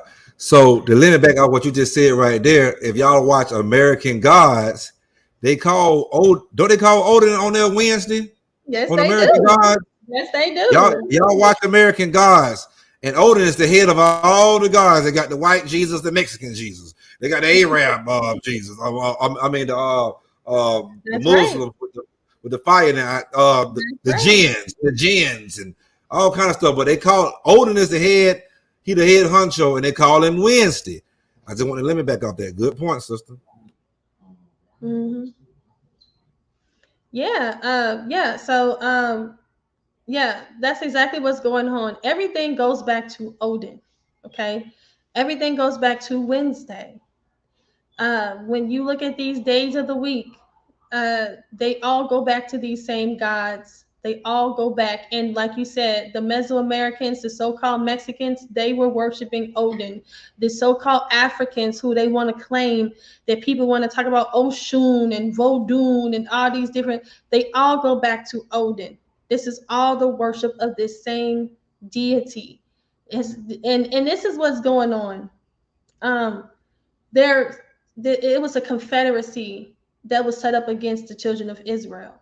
And this confederacy is to keep us sinning, to not know who we are. Because if you worship in another God, you're going to continue to sin, because you're not going to know who you are. So, and with that, they will never have to go into servitude. They're supposed to be our servants, but we are now their servants. And the way that they stay from being our servants is to keep us under the curse of Deuteronomy. And if we're getting the blessings of Deuteronomy, these people would be our servants. But since we are sinning, we get to be their servants, and that's how they remain in power. And if our people were to understand that, things will start to be a little bit better for us, and we'll start to get from underneath these curses. But see, they're formulating this this plan, this strategic confederacy, to teach us that what is considered to be our gods are actually their gods, and what is our God, we say is their God. It's so, it's so crazy, because I get up there, I talk to Sinetta, I get to talk to these different people, and they tell me, oh, the Bible is the white man's book. African spirituality is where we're supposed to be at. But when you actually dig down and you dig deep, you actually see that African spirituality is actually the white man's religion. It actually goes back to Wednesday. It actually goes back to Odin. But our book, the true African book, the true African text, the Most High God is our God. But how can you explain that to people? That's why they did this, and that's why it's set up this way. And we're out here trying to spread this truth, but we know the Most High is going to have to clean up the rest. But the thing is that hopefully we can share some knowledge and information to the people who are willing to at least accept the information, because all this goes back to Odin. We can change the narrative, because all this goes back to Odin. All this goes back to him. The so-called Atlanteans, who were who the Most High destroyed their land within that's where the flood was. Atlantis was destroyed by the flood.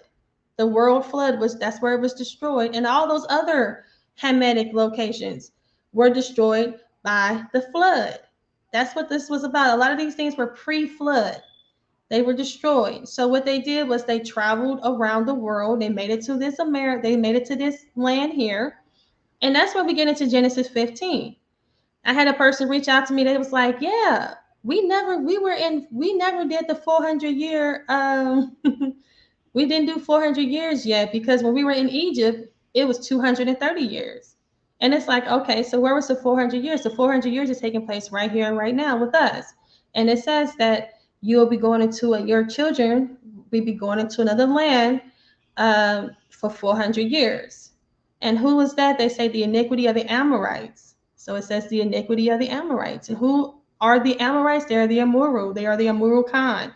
So it really, if we really go there, it all makes sense. I just hope that it makes sense to everyone else, because it makes sense to me. It just makes sense to me. But anyway, here we have Odin. All these gods go back to this tall white, this Nephilim, this whatever you want to classify him.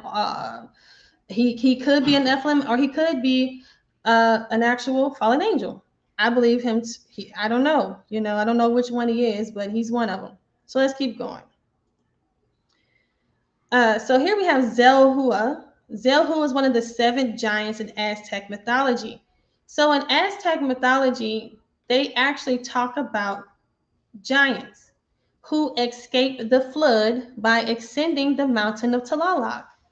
So in the Aztec mythology, they spoke of a giant by the name of Zelhua, who was one of the 7 giants, and they were saying that some of these giants escaped the flood. Well, this makes perfect sense, and this actually goes with the biblical narrative. The Aztec mythology goes with the biblical narrative, because the Bible talks about the flood, and we know that the flood was to destroy the giants. That's what the book of Enoch said. However, it looks like some of them escaped because we see giants in we see giants again in the scriptures. Aga Bashan, for instance, he's a giant. We see giants in scripture. So here we have a giant by the name of Zelhua, and they're saying that it was 7 giants. Now, they're saying that he built this great pyramid of Cholula. Okay. So there's also Mixcoatl, and he was he was one of the gods of the hunt and identified with the Milky Way, the stare of the stars of heaven in several Mesoamerican cultures. He was the patron deity of the Otomi and the Chichimecs and several groups that claim descent from the Chichimecas. Under the Caxamil, Mixcoatl was worshipped as the central deity. So he was one of the gods as well. So here we got the Great Pyramid of Cholula. This is the pyramid where they said one of the giants had who outlived the flood. This is the one that built this pyramid. Now this is actually said to be the largest pyramid on Earth in the world.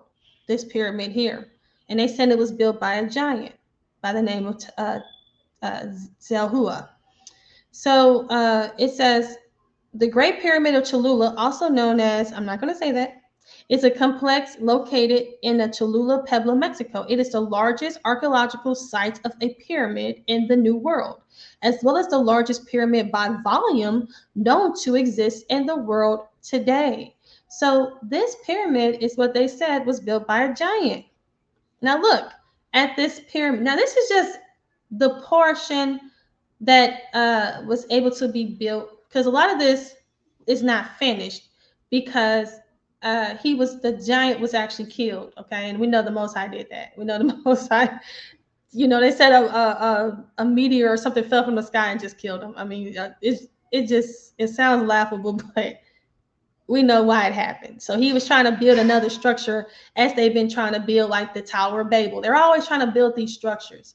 And the Most High, like he did, he swallowed up half of the Tower of Babel and destroyed it. So he did the same thing with this pyramid. But if you look at this pyramid, and they said that 7 pyramids, not one. So remember, they said it was 7 giants, that Zelhua was one of 7 giants. So they said it was actually 7 pyramids, not one. The Great Pyramid of Cholula, or I'm not going to say the word, as it's also known, was the product of 7 superimposed pyramids, each of which covered the whole of the previous pyramid. This motivated the gradual enlargement of the base, which reached up to 450 meters on one side. So just one side of this pyramid is 450 meters. And if you look at the people down here to get scale, this is pretty huge and very, it's amazing. I want to actually go visit and see this. So this is the pyramid, and it's the largest pyramid by volume in the world, and it's actually been covered up by a lot of, they're trying to cover it up, like China, they cover up their pyramids and things of that nature, but it's actually a Roman church is actually built on top of it. But this is the pyramid from the front view. Now, mythology says the giants built it. According to mythology, in ancient times, the earth was inhabited by giants, but after a massive flood swept over the earth, all died except Zelhua, who, in gratitude, built what we know today as Cholula, one of the most massive pyramids in the world.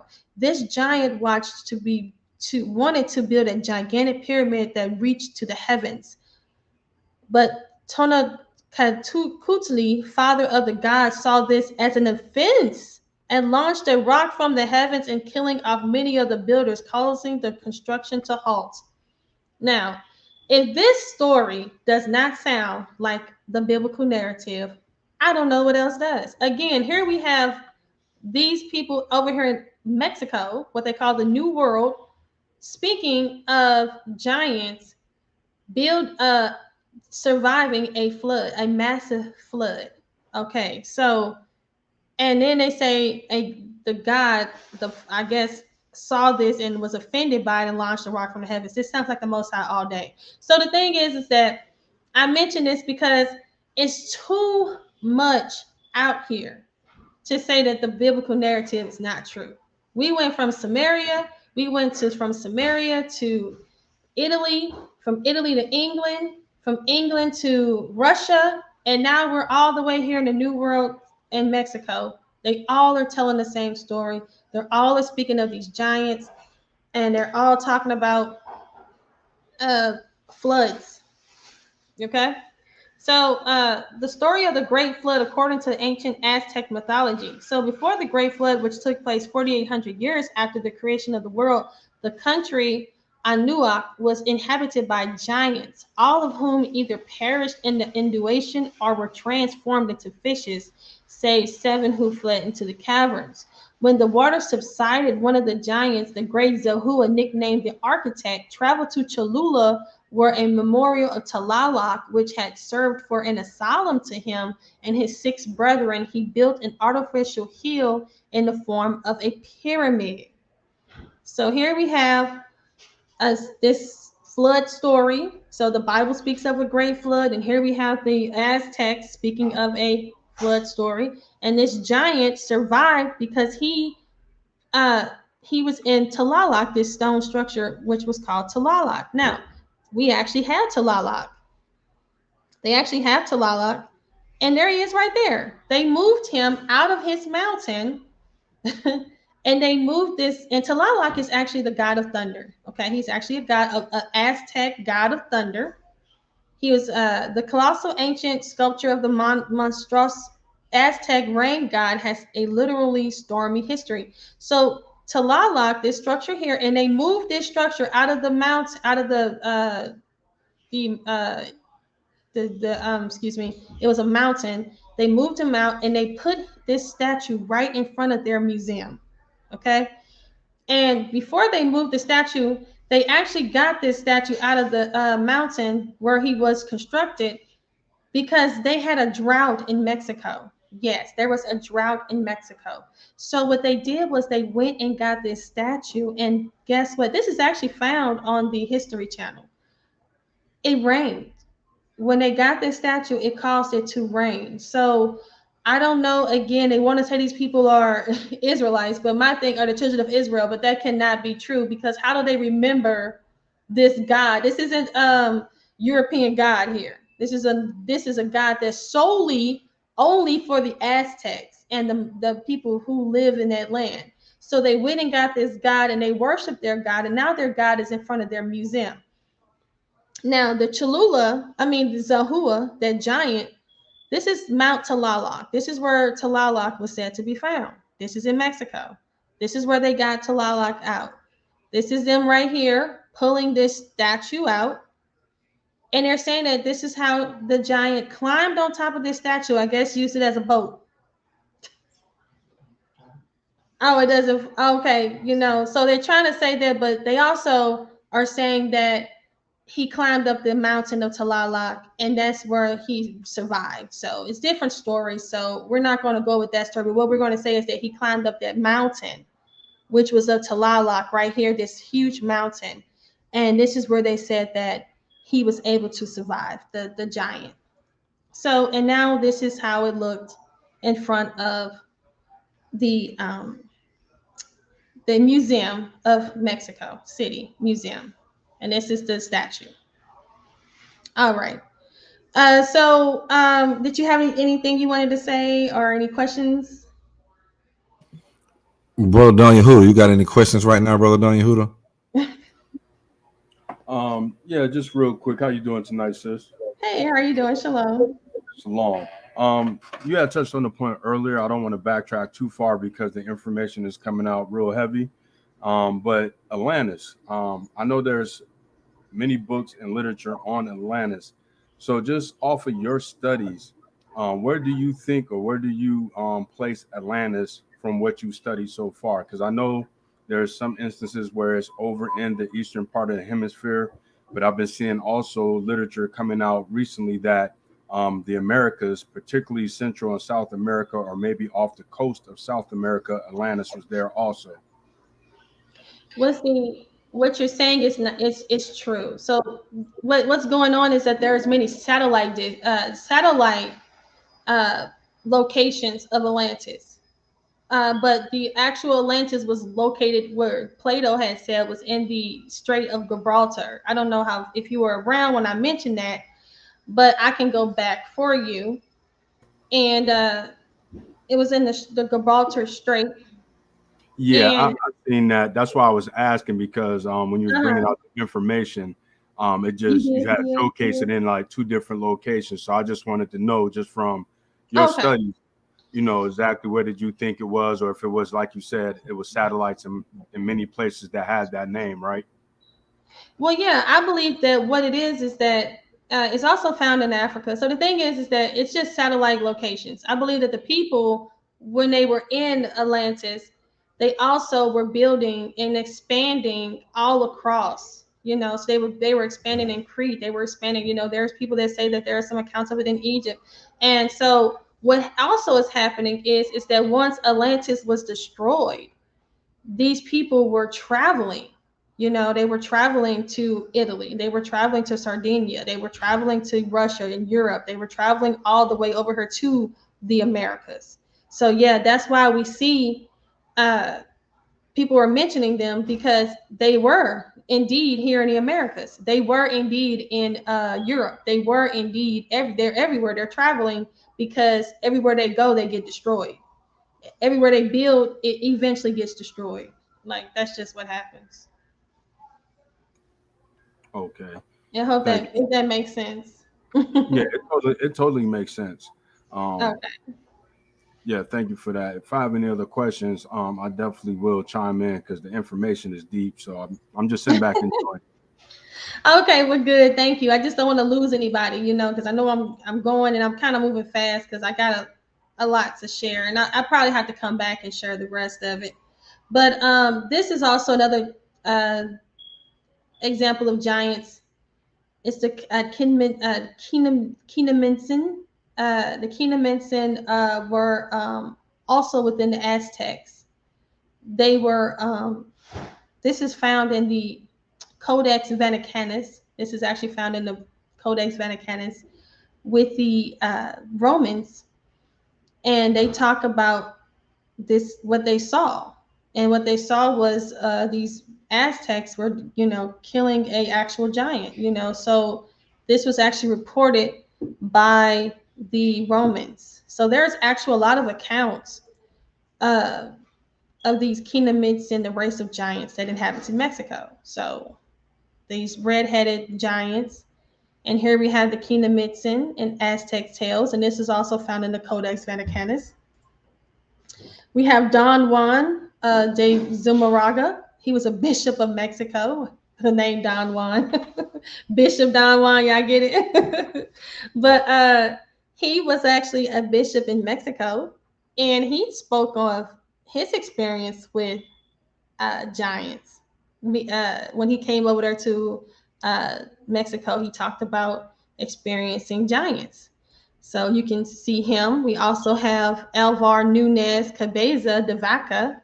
He shares his accounts about giants within his book called The Journey of Alvar Nunez.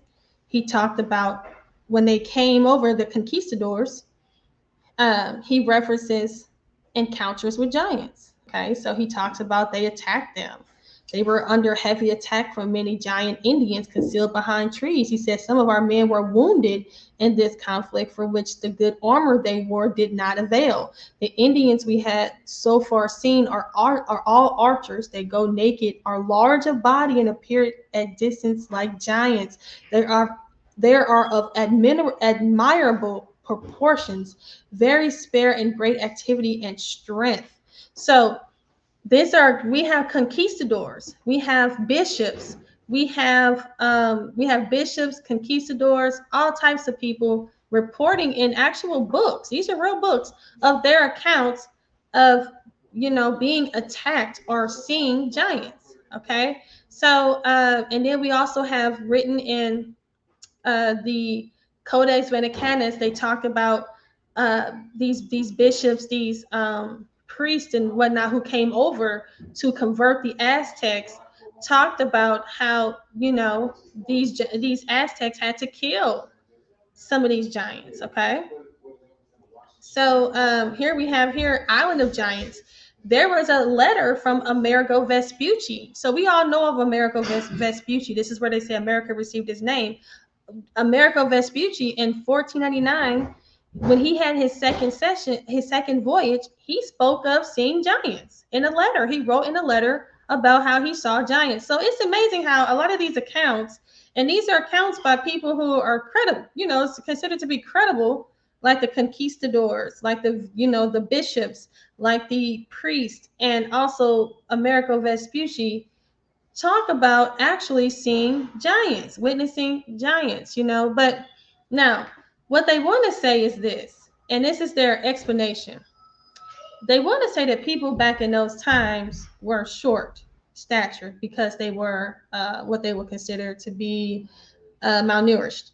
So they were saying like average people back in those times were like 5'8", 5'9", 5'5". So they didn't really see people that were over 6 feet to 7 feet tall. So of course they appeared as giants to them. But this is my response to that. Now, if they want to say the average Roman or the average people from, Portugal or whatever, they want to say that they were short statured. We know that the people that lived in the Nordics, people that lived in that part of Europe, the Germans, they were tall people. Okay. You can't get that. The Swedish, the people that were, the so-called Nordics, they were tall people. And you mean to tell me they never seen them before? Okay. They on the other side of the doggone world. You think they never went to Northern Europe to come across these other people who are naturally, on average, the women are 6 feet tall? I laugh at that. That's not true.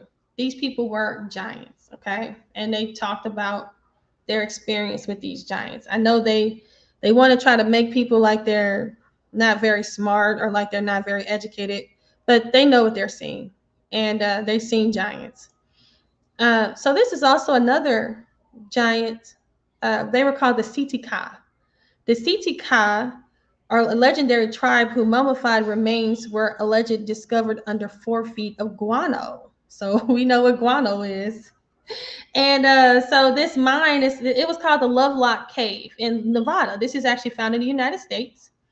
And they said the cave had been mined hasn't been mined since 1911. Miners did not notify authorities until 1912.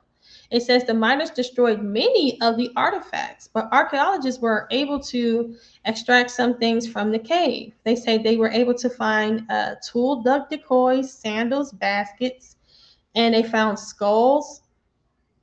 And so what's going on is that the Sitika, it literally means tool eaters in the language of the Paiute Indians.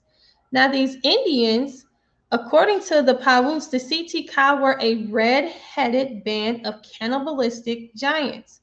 So here we have these Indians who talked about their encounters with these giants called the Sitika.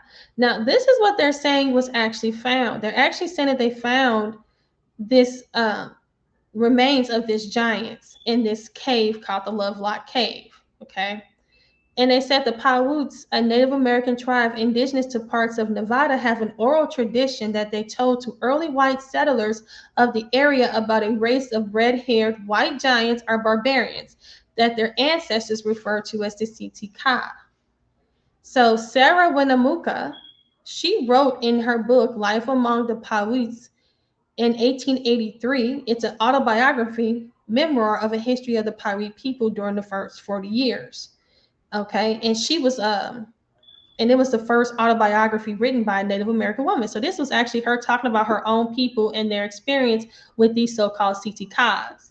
Now, the Sitika used their rafts to navigate across the dwindling Lake Lanahotan after many years of conflict. The Sitika often aided the Paiute captures in battle and in retribution, and for their own safety, the Paiute finally launched a campaign to rid themselves of this threat. They said the giants took shelter in a rock cavern or overhanging shelf And when they refused to capitulate, the Pawik tribal chiefs had their warriors fill the entrance with brush and set it on fire. Those who escaped were slain, and the rest were presumed to have perished. So in this cave, the Pawik Indians were tired. They were tired of these giants. So the giants went to sleep in this cave. So what they did was they took brush and they set this cave on fire when these giants went to sleep. Now, so this is this tale that they tell. So this skull here was actually found within this cave. Okay, now this is not an average size skull. I don't care what they say. Look at the teeth, look at the chin. This is clearly a giant. Okay, and these people, they tell this tale about how they had to kill these giants. So this was actually found. This was a handprint that was also found in this cave. And you see this person has a knife, and you see how huge this hand is. This knife alone is just one finger for this hand. So this is a huge hand. This was discovered. This is also a sandal. This sandal is huge. This was also discovered in this cage. This cave. So the CTK were also giants that were also found. So so there's tons of archaeological evidence. There's tons of word of mouth accounts from the conquistadors. There's tons of word of mouth accounts from bishops and priests that came over there. We got Indians telling their story. We got the Aztecs talking about it in their mythology and their history. And all of it corroborates with the Bible. So I'm going to stop it right here. I do have more slides, but I don't think I need to go into all of this. Oh, that's actually it. So I'm going to stop right here. So does anybody have anything they want to ask? It was a couple questions from the chat. Let me get to a couple of these. I know Don Yehuda probably got a couple too. I think this is all for one person right here.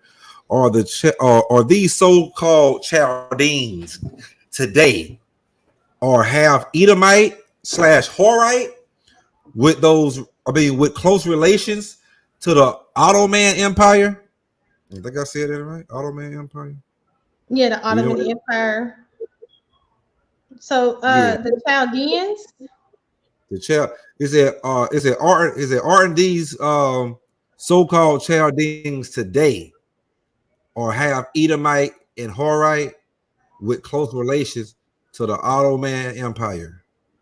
Okay, so from what I know is that the Chaldeans were Shemitic, correct? Yeah, I believe he's asking as far as the populace of today, the modern people in that area. He's probably just calling them Chaldeans just to geographical. All right. So here go the second part of the question he asked. He said one of these so-called Chaldeans claim they started the bloodline with the Puerto Ricans. He has question mark. Is that true? Okay. Well, I would be surprised. I don't know too much about when you say the Edomite Horites. We definitely know the Edomites mixed with the Horites. So I don't have a problem with that at all. Yeah, they probably did. I'm not too familiar with this claim about their bloodline with the Puerto Ricans. I'm not too familiar with that. Okay, and the other question that they had was, what god? This is a kind of good question. What gods did the Olmecs worship? Oh yeah, most definitely. So the Olmecs, they go back to the Amorites. A lot of those people that were originally there, they were worshiping Amuru. They were worshiping the Amorite god. Yeah. So they're worshiping a lot of the Amorite gods. If that makes sense. Okay, brother Don Yehuda, you got a couple questions. I think the brother Cosmic Cal had a. You want to find Shemites? Look at the Asian dynasties. No, King TBDET. A lot of the Asians are Hamitic as well. We know that and you know this. You know that the Sinaites, and you know that the Sinaites are Canaanites, and you know that they go back to China. You know that's where that comes from, and you know that. So I don't know why you're doing that. I got a question. You know, Judah Nash talks about it all the time. Don't do that. I got a question for you, Queen. From Cosmic Cal. He asked, how was Atlantis destroyed, and does Atlantis correlate with Lemuria? Yes. So Atlantis was destroyed from a flood, right? So there is something called the Younger Dryas. I'm not sure if people are familiar with that, but it talks about the cataclysms of events like a huge volcano eruption, as well as the flood, and then it speaks on what is that ice age. So it's a whole bunch of cataclysmic events that took place, and so yeah, it all those things happened. All those things manifested. It was a volcano. It was a flood. It was a all that. So it all manifested like that. Was Atlantis buried underwater, or was it just a floating island out there?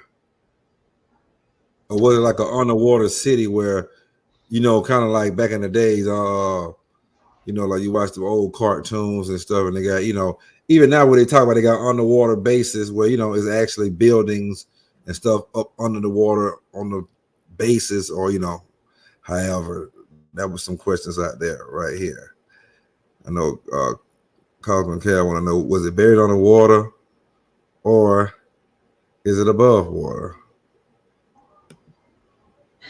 Well, yeah, you look at the Marvel, and they say that it was an underwater city, and a lot of that stuff I believe is like, it's glamorized, and it's not possible. It's not possible. People can't live underwater. You know what I'm saying? But that's the mythology in it. Let's see, it's still people see when people They look be at like they were made in a glass dome or something. You know how you get a glass dome in the water, or so like building. So I guess that's what they ask, because that's how it kind of be drawn up sometimes when you see it on these history channels and these these documentaries and these books. You see it kind of drawn up, and then other times you see it drawn up like an island, like with ponds and I mean not actually ponds and lakes, but because it's squared out, the whole diaphragm of it is just beautiful how they had it, or how we see it anyway. But I guess that's always a question they might want to know: was it above? Was it an island, or was it underwater? I believe it was above and below. I believe that they had the capacity, the technology. I believe people were more technologically advanced than what we are today.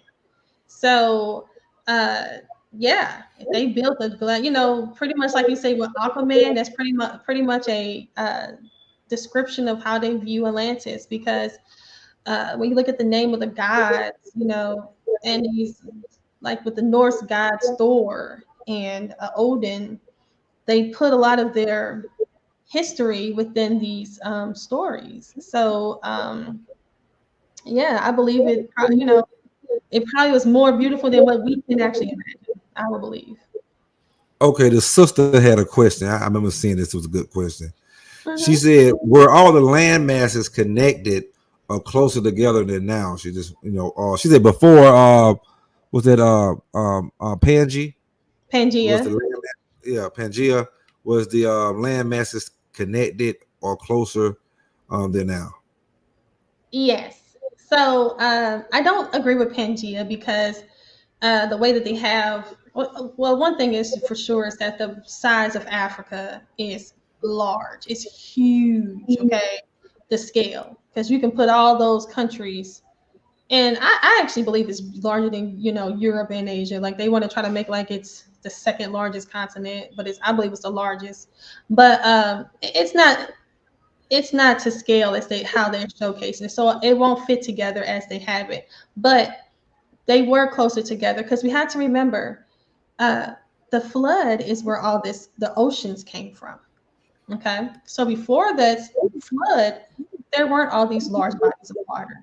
So everything was together. And then with these earthquakes and these huge volcanic eruptions and these floods and all the ice melting of the with the ice melting of these the ice age, the glaciers, it all caused more volume of the water. So it caused things to separate and also break apart.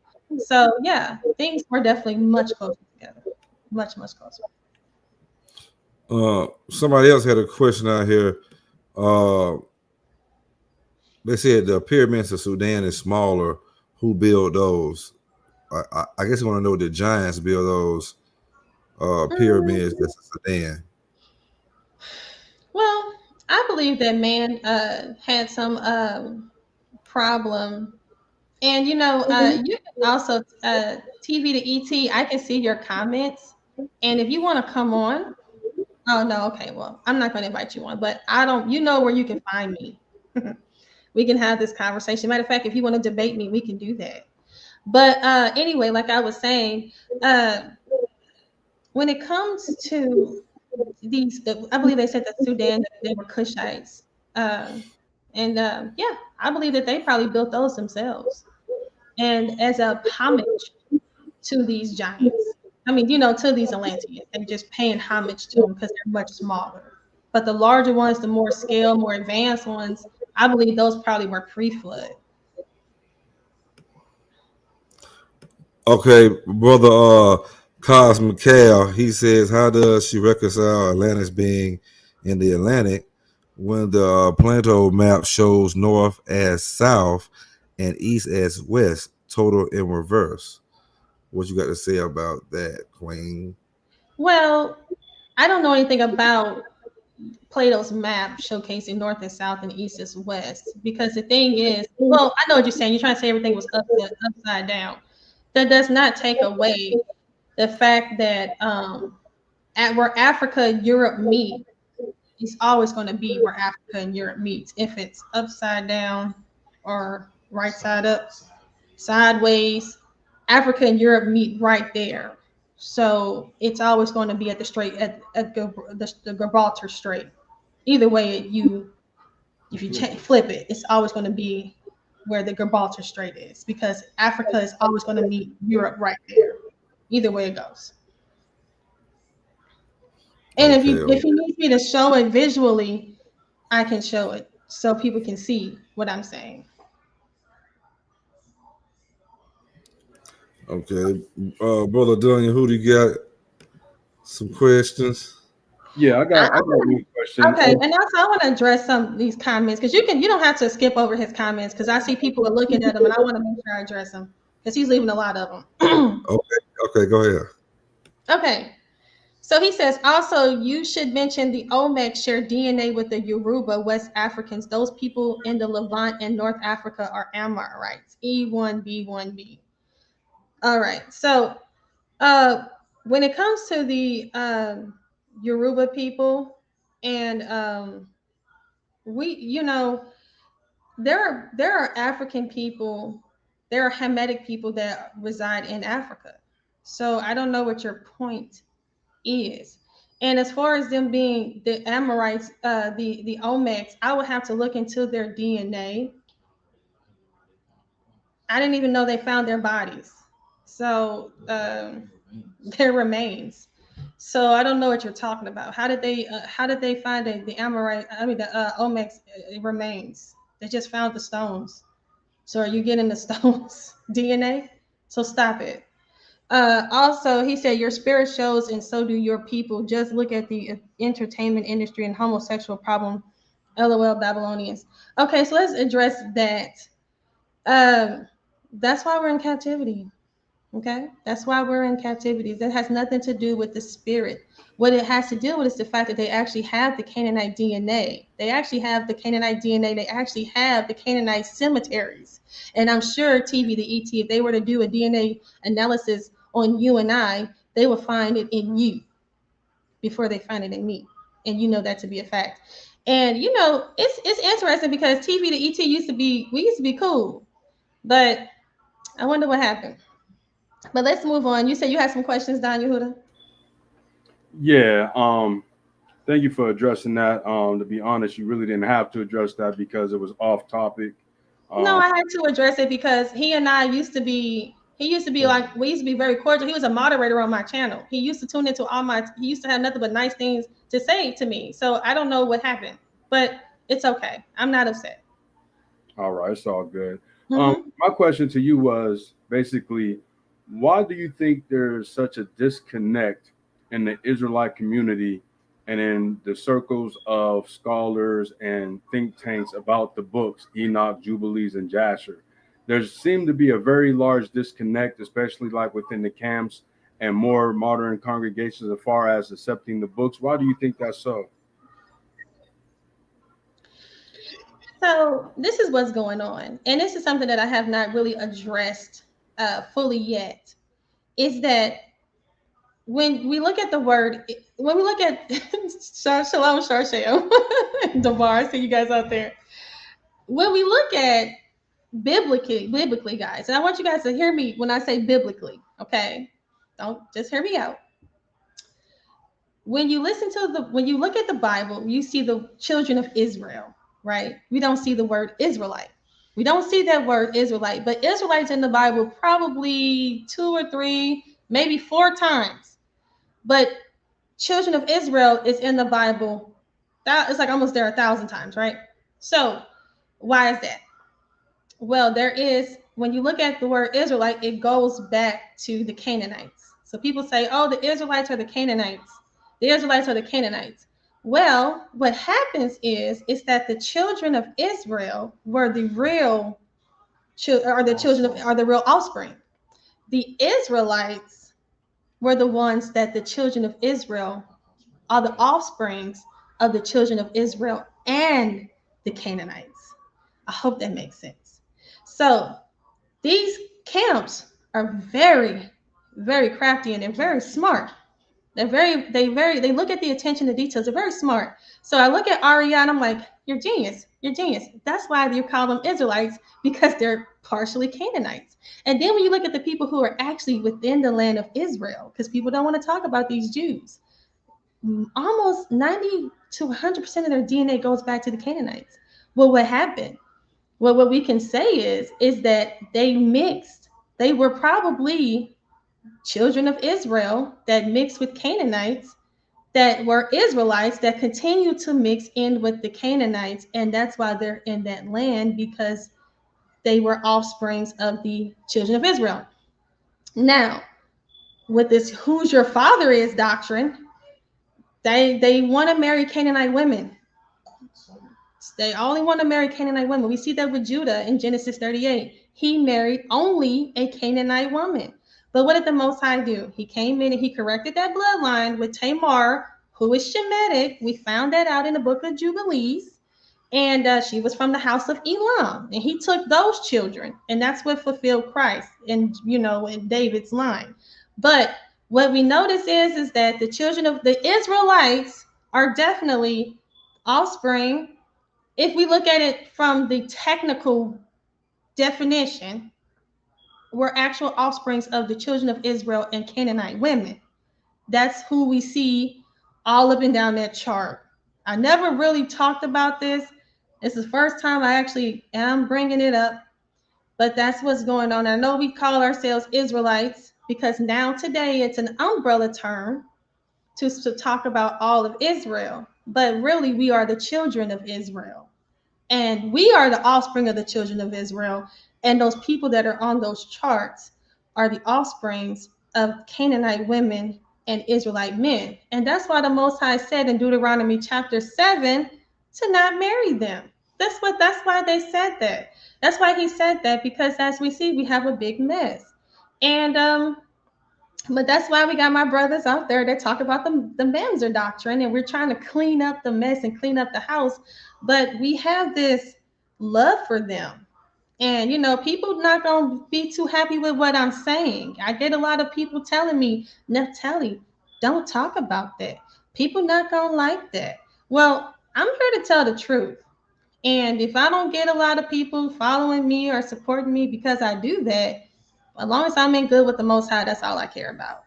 But that's what's going on, is that we are the children of Israel, and the Israelites are offsprings of Canaanites and women. And the mixed people have to mix back in. But what we see is that a lot of times they mix out. But when we look at those brothers, right? When we look at what's his name, Gorilla Hebrew, and we look at the other one, they marry black women. They not marrying out. They made sure they marry black women because they know better. While these other brothers are marrying out and messing up their lines. So they need to follow what their leaders are doing. But I don't know. That's the way things are, though. I hope that makes sense. What I'm saying, though. And if you got any questions, please ask me because I'm here. I don't mind. I won't be offended. Come on, sister. I hope hope that wasn't too much, too heavy for people. I know it's kind of heavy. I try to hold back as much as I can. The brother Cosman Kale, he said there's some truth in her statement. He gonna be on tomorrow. Y'all check him out tomorrow. Brother Cosman Kale from the Owaspi Creator Gang. Cosman Kale for saying that. But yeah, so somebody had a good question about the Atlantis. All right, so basically, what color and how big was these giants in the book of Enoch and Jubilees? Because it's a lot of controversy on how tall they were and what exactly they look like: skin color, hair complexion, all of this and above. Well, they came in various shades. There are black ones because we know of black giants that were mentioned in Africa, especially in Tanzania. There's tales of Marco Polo. He actually talked about giants in Zanzibar, and he said they were black. So yeah, there were probably black ones, but then we go over here to the Americas. They speak of the giants as being white with red hair, red-headed giants. So they vary by shades, I'm gonna have to say, based off of what I hear from different accounts. Mm-hmm. Okay. And what was the other question? I'm sorry.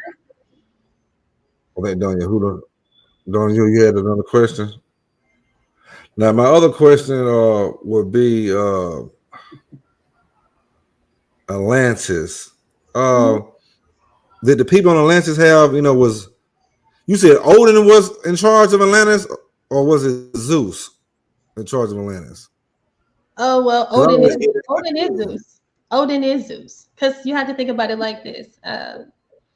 Odin is the name for the Norse pantheon, right?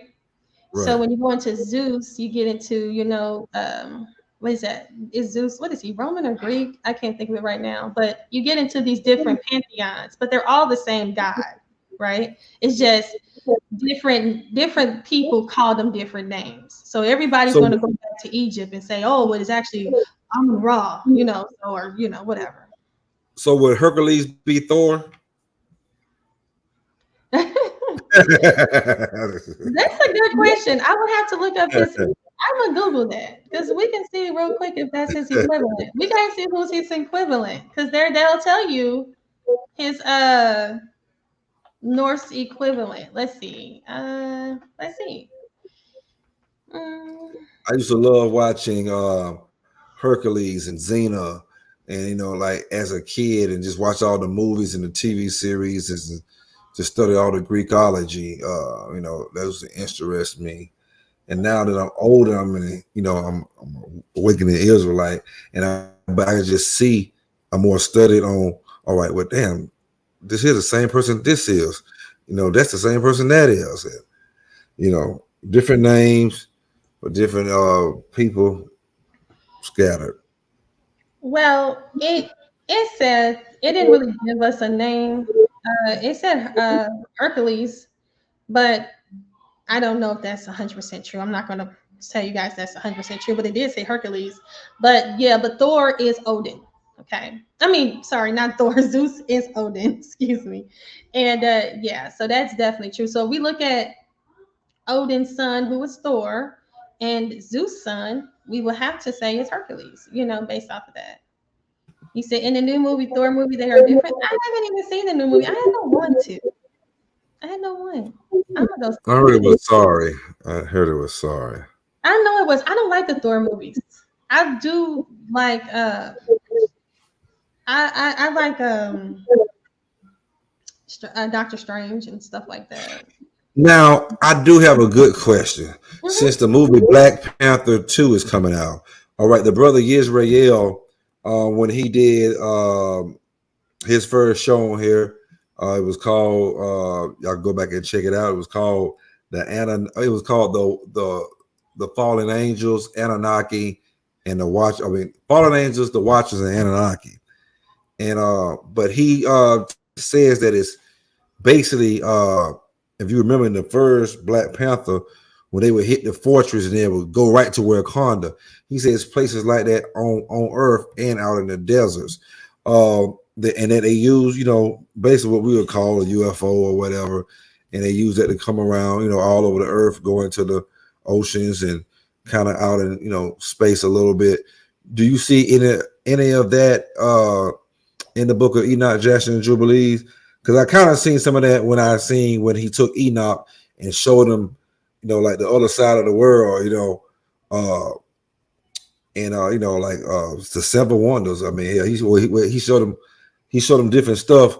I seen when I was reading it, back in the days. Jubilees had something similar. Can't really remember too much about Jasher with that subject. But what would you say though? The technology and the mystery places, these mystery cities, basically just like you would see in the movie Black Panther. They hit that fortress, they flying, they come and hit that fortress, and boom, they in a damn, they still on the planet in another damn world on the planet or whatever. I get what you're saying, and I would say like a gateway. Or like so when you get into like these different mysticism and these different different beliefs like that, that's when you get into with the monks and all that kind of stuff. And I believe it to be actual factual. I do. I believe that stuff does exist. These portals, these gateways, all these different things opened up. These different locations probably do have I'm in St. Louis and we have the Gateway Arch. It's a gateway to the west. It's called the Gateway to the West. So, and so yeah, we have all these different arches, and you look at the architecture of how the Canaanites built their homes and the structures of how they built their temples and things of that nature. They all use arches, and they all use pillars. And so these arches and these pillars, they all have a meaning behind them, just like with the groves and everything else. It's always a meaning. So, I'm sorry not to I really don't know too much about it, but like I said, I can agree with him if he has. I would like to hear more about it from him so I can get a better understanding. But I can see it definitely being possible that there are locations where you can travel that can probably boost you somewhere else, instantly. Somebody had a question. How is God going to separate the Canaanites and the Israelites in these last days? So when it comes to the Canaanites and the Israelites, or the children of Israel, I know, and it's it's something about the wheat and the tares. The Canaanites have been a thorn in our side for the longest. Many people are still going to have a hard time picking up the fact that they're even Canaanites. They're not going to even want to accept it. They're not going to care to accept it. And that's why Deuteronomy 73 exists. He said that they're going to stop you from worshiping me, which they have. So, the wheats and the tares, which is in Matthew 13, 24 through 43. And so he's going to be separating the separation from the wheats and the tares. So that's how the Most High is going to have to come in, and he's going to have to do that. And yes, I want to see that Nope movie. I do want to see that. Like, I wanted to see it yesterday, but I didn't make it. But I want to see it. We had a big flood here in St. Louis. It actually rained like almost like up to people's submerged people's cars. People were people were drowning, like, and it rained that only did that in a day's time, like a few hours. It's amazing how fast. And people want to say the flood didn't happen, like it couldn't happen. Well, that in 40 days or 40 nights, and here we had a whole flood in like 8 hours. People, it was crazy the other day. Good God. Now, I know you might have touched upon this. I probably was moving around. That's okay. I talked about a lot, so. The whole thing about angels having sex with women.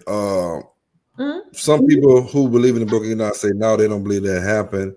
Some say they do, and then some say, well, they're not the size that it was actually said that was on there. That was in there. Don't say that they wasn't the size of skyscrapers. What's your whole opinion upon that? Well, they definitely had sex with the fallen angels. Definitely had sex with the daughters of men. That's not. That's not up for debate here. That's not up for debate. It clearly tells you that the daughters of the Watchers had sex. Now, are they saying that the Watchers are not the giants? I mean, the angels. Is that what they're saying? Are they trying to say the Watchers were, I guess, children of the Israelites? Is that what they're trying to say? That's what. No,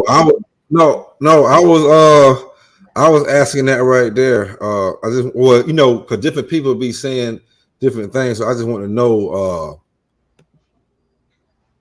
what size was these angels that was having sex with the women? You saying that were they the size of skyscrapers and stuff like that? Yeah, I'm like, hold on.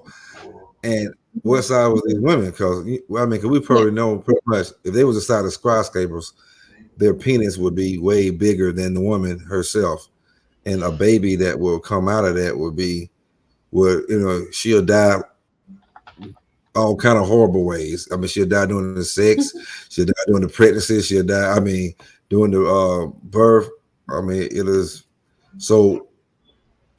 Or did these angels?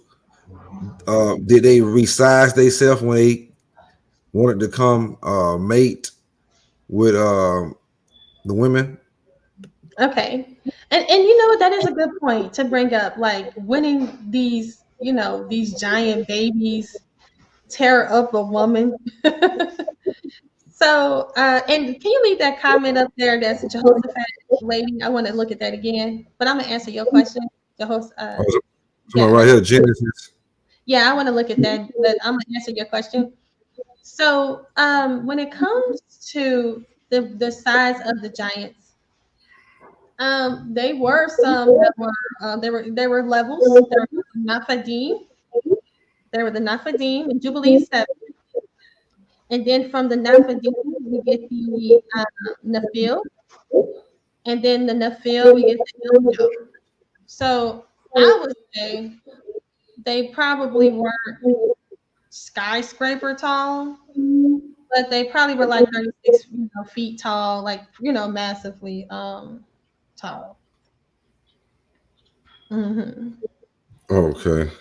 Yeah. So if that makes sense, there's stages. So like when we look at the Neanderthal, then there's one that's bigger than Neanderthal. We will say is the Denisovans, which are larger. So the Denisovan can be the Eljo, the Nephil can be the Denisovan, and then there's one that's taller than that.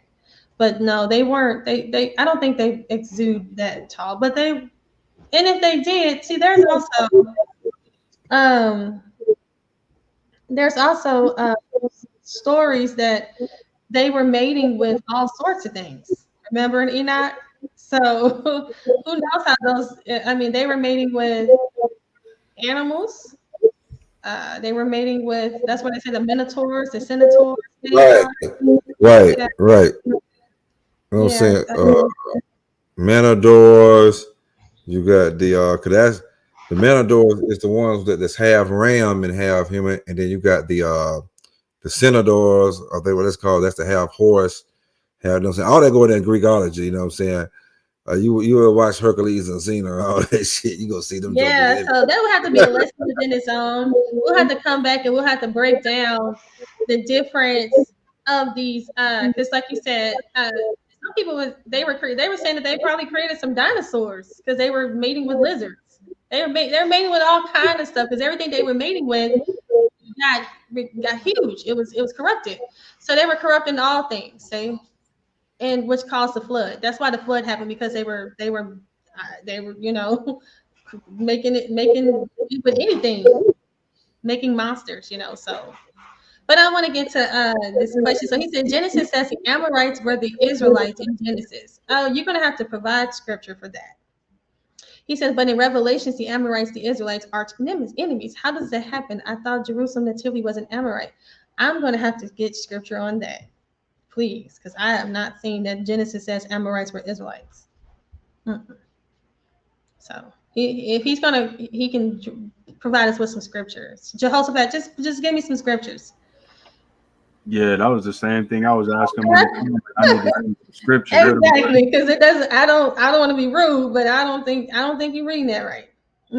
No, Amorites is where our captivity took place. Remember in Genesis 15:18, it says that the iniquity of the Amorites to be fulfilled. That's what was said to Abraham. He said that your children surely should go into a land where they would be oppressed for 400 years. Well, that was by the Amorites, because it says that they were going to be the iniquity of the Amorites. So that's what it said. So I don't know why it says that they were going to be anything but causing pain. And that's what they've been doing for 400 years. So, okay. So any other questions out there?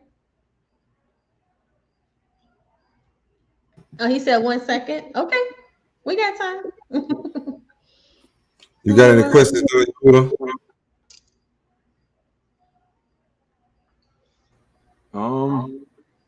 No, I'm kind of curious to see this chapter and verse the brother gonna bring up for this Amorite situation. Because I've never seen it in there, so I'm just curious to see where he's about to pull this from. But while he's doing that, I do have a question though. Yeah. In all seriousness, hey sis, are you familiar with CERN? Of course, yes. Okay. Now we know in the book of Jubilees in chapter 10, verse 7, it talks about the 9/10 of the spirits or demons that were trapped away, and Mastema, took the other part with him to do his will. Do you think that CERN is an attempt to possibly connect with these spirits or entities that, according to Jubilees, have been trapped away? Hey, I agree with that, because Mastema, and I had mentioned that earlier, that a lot of them were bounded, and he pleaded with the Most High to release them. So, and the Most High, and this is what also is interesting, is the Most High provided us with a book to be able to ward them off. And it's a group of people in India that has this book, and in it there, and a lot of Indians go back to Elam, go back to Shem. So I was really interested in knowing if that was the book that they had, that the Most High provided, because they have all these different ways of healing and roots, and it's a lot of stuff that's in there. So, and remedies and stuff like that to fight off. So I was, I thought that was pretty intriguing too, to look at that with the Indians, because a lot of them go back to Elam. So yeah, when you get to this, the Mastema, a lot of those demons probably did. Yeah, something's getting released in these portals. Something is definitely getting released in these portals. Right. Because these people are wicked. These people are wicked. And like before the flood, it said that they were evil continually. And I believe that that's what's happening now. And as we're in these last days. So he says Ezekiel 16:3, and it says, oh God. Okay. All right. Let's talk about that scripture. Ezekiel 16:3. So it says, your mother is a Hittite and your father is a Canaanite. Now, I've heard people quote this scripture incorrectly. What this scripture is telling you, is what the Most High is saying, is that you have become so close with these Canaanites that you have become one, as you are today. Negropeans are Europeans. You see what I'm saying? Your mother is a Hittite and your father is an Amorite. What it's saying to you is that your mother is now a Hittite and your father is an Amorite, because that's who you have aligned yourselves with. Like how we are now, a lot of these people are Negropeans, you know what I'm saying? You know, we got sisters wearing hair like this. Hold on, can you see it? Oh, it's so backwards. It's my sister though, but you see that? Why is she doing that? Con. Her Oh, mother, who's her mother? Athena? Like, matter of fact, she looked just like the wife of the bling bling pastor that got robbed on live. His wife got blonde hair just like that. I mean, thick blonde hair. And they bling bling and got robbed out. But go ahead. yeah. So that's a Hittite. So that's what it's talking about, is that like how we are today, our mannerism, our ways, our the way that we dress, the way that we speak, the way that we talk, we have become these people. We are these people. And a lot of people only listen and accept what they say. I mean, a lot of us only, and then a lot of us only care about what they have to say. We have turned our backs not only on our God, the Most High, but we've turned our backs on our own people. And we have become these people. So that's what that means. It does not necessarily, it's just figuratively speaking, it's not literal. So I get that. And I had a lot of people mention that to me, and I'm like, whoa, how did you get that from that? Like, no, that's not what that's saying. Not saying it's not, it's just saying that we have become our father is an Amorite and our mother is a Hittite. I don't know if I'm mixing it up, but you get what I'm saying. Yeah.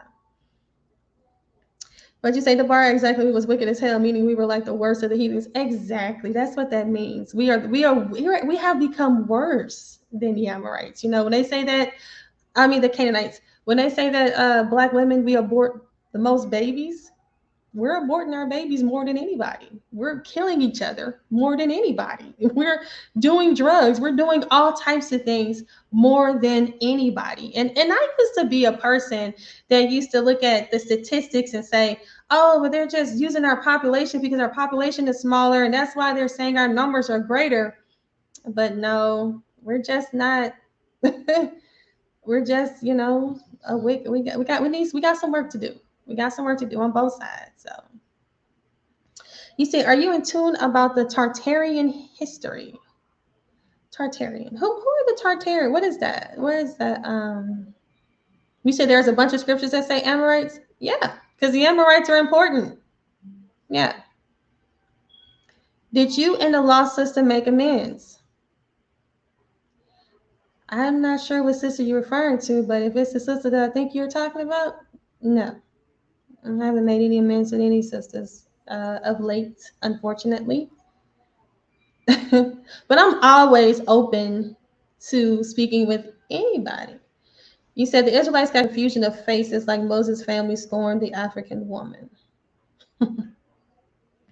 Well, the thing is that we don't deem ourselves as anything. You know, these people were melanated people that were over here originally.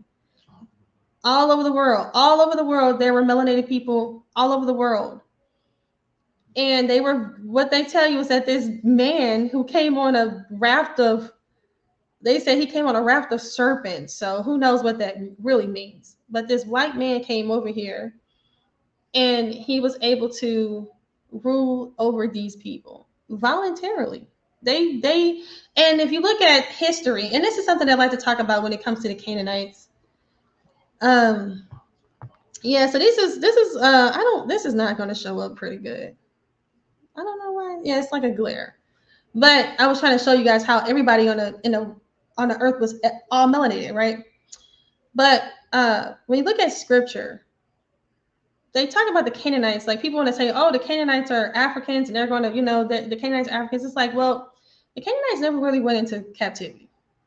They never really went into slavery because we kept going into slavery. Because when you look at Deuteronomy, the blessings of Deuteronomy, thank you, Debar.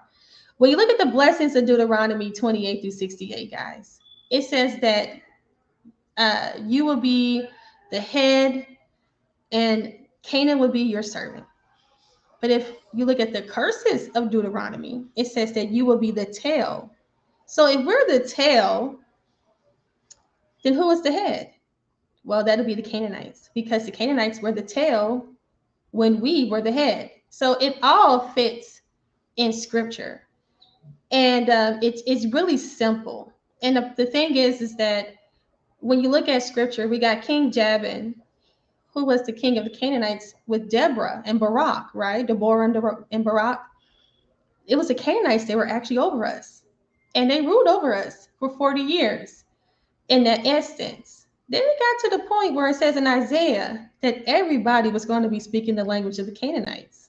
And as we see today, when you look at the languages of Canaan, everybody speaks the language of the Canaanites, because Phoenician is Canaanite. They claim Hebrew is Canaanite. All the languages are going back to the Canaanites, and that's actually prophesied in Isaiah. So, and you know, the Babylonians, people talk about Babylon the Great. Well, Babylon was the Chaldeans, right? And when we look at who the Chaldeans come out of, they were Shemitic. But who ruled over Chaldea? Who eventually ruled over Chaldea were the Amorites. Okay? The Amorites moved over Chaldea because those were the Babylonians became the Amorites. The Amorites, that's when you see Hammurabi, the king of Babylon, right? We get to that. The Amorites came in, they ruled over the Chaldeans because the Chaldeans allowed it. Okay. I was, for a second, that confused me, because I was like, Nebuchadnezzar had to be something else. But Nebuchadnezzar was a Shemite, but look how he treated his own people. Shem is hard against Shem. Shem is hard. That's why people get confused. They probably don't know that that's actually Shem that's causing us the most problems. Esau, Edomites were Shem. You know, Nebuchadnezzar was Shemitic. The Chaldeans were Shemitic. You go back to the table of nations, you're going to see a lot of these people were Shemitic, but they just aligned themselves with these Canaanites. They all married Canaanites, you know. So that's what happened. He said, "Where is Babylon the Great located?" It's here. It's the Americas, because it's the same people. It's the same people, you know. When you start to really look at it, and this is just, I like to do introductions. This was just an introduction to the information. I want you to take my information, and I want you to go and research what I say. And then you come back and you tell me what you come up with, you know, because we can share and we can build off of what I'm saying, because we're going to get to the truth. We're going to get to the bottom of what's going on, because what these people are telling us is not true. What these camps are teaching is not true. They know what they're doing, you know. They know what they're doing, and they love these, like they love, like they said, their father is an Amorite. They got a lot of those people in their camps. You look at their DNA, you look at the history of these Mexicans, you look at the histories of these people. It's not right. It's not, and they know it, but that's okay. You said, where's the bottomless pit located in Revelations? Do you guys know? Because I'm not familiar with that one there. I'm not familiar with the bottomless pit. Do you know, Danya, who is that? No, I'm not too well coursed in the bottomless pit. What about you, Don? You know, Well, I can look it up and get back to you. We can do something. You can teach me something on it. What you saying? No, I said I heard it was originally located somewhere in Europe, but I will have to do further research on it. Okay. Oh, I did hear something about the Saharan desert.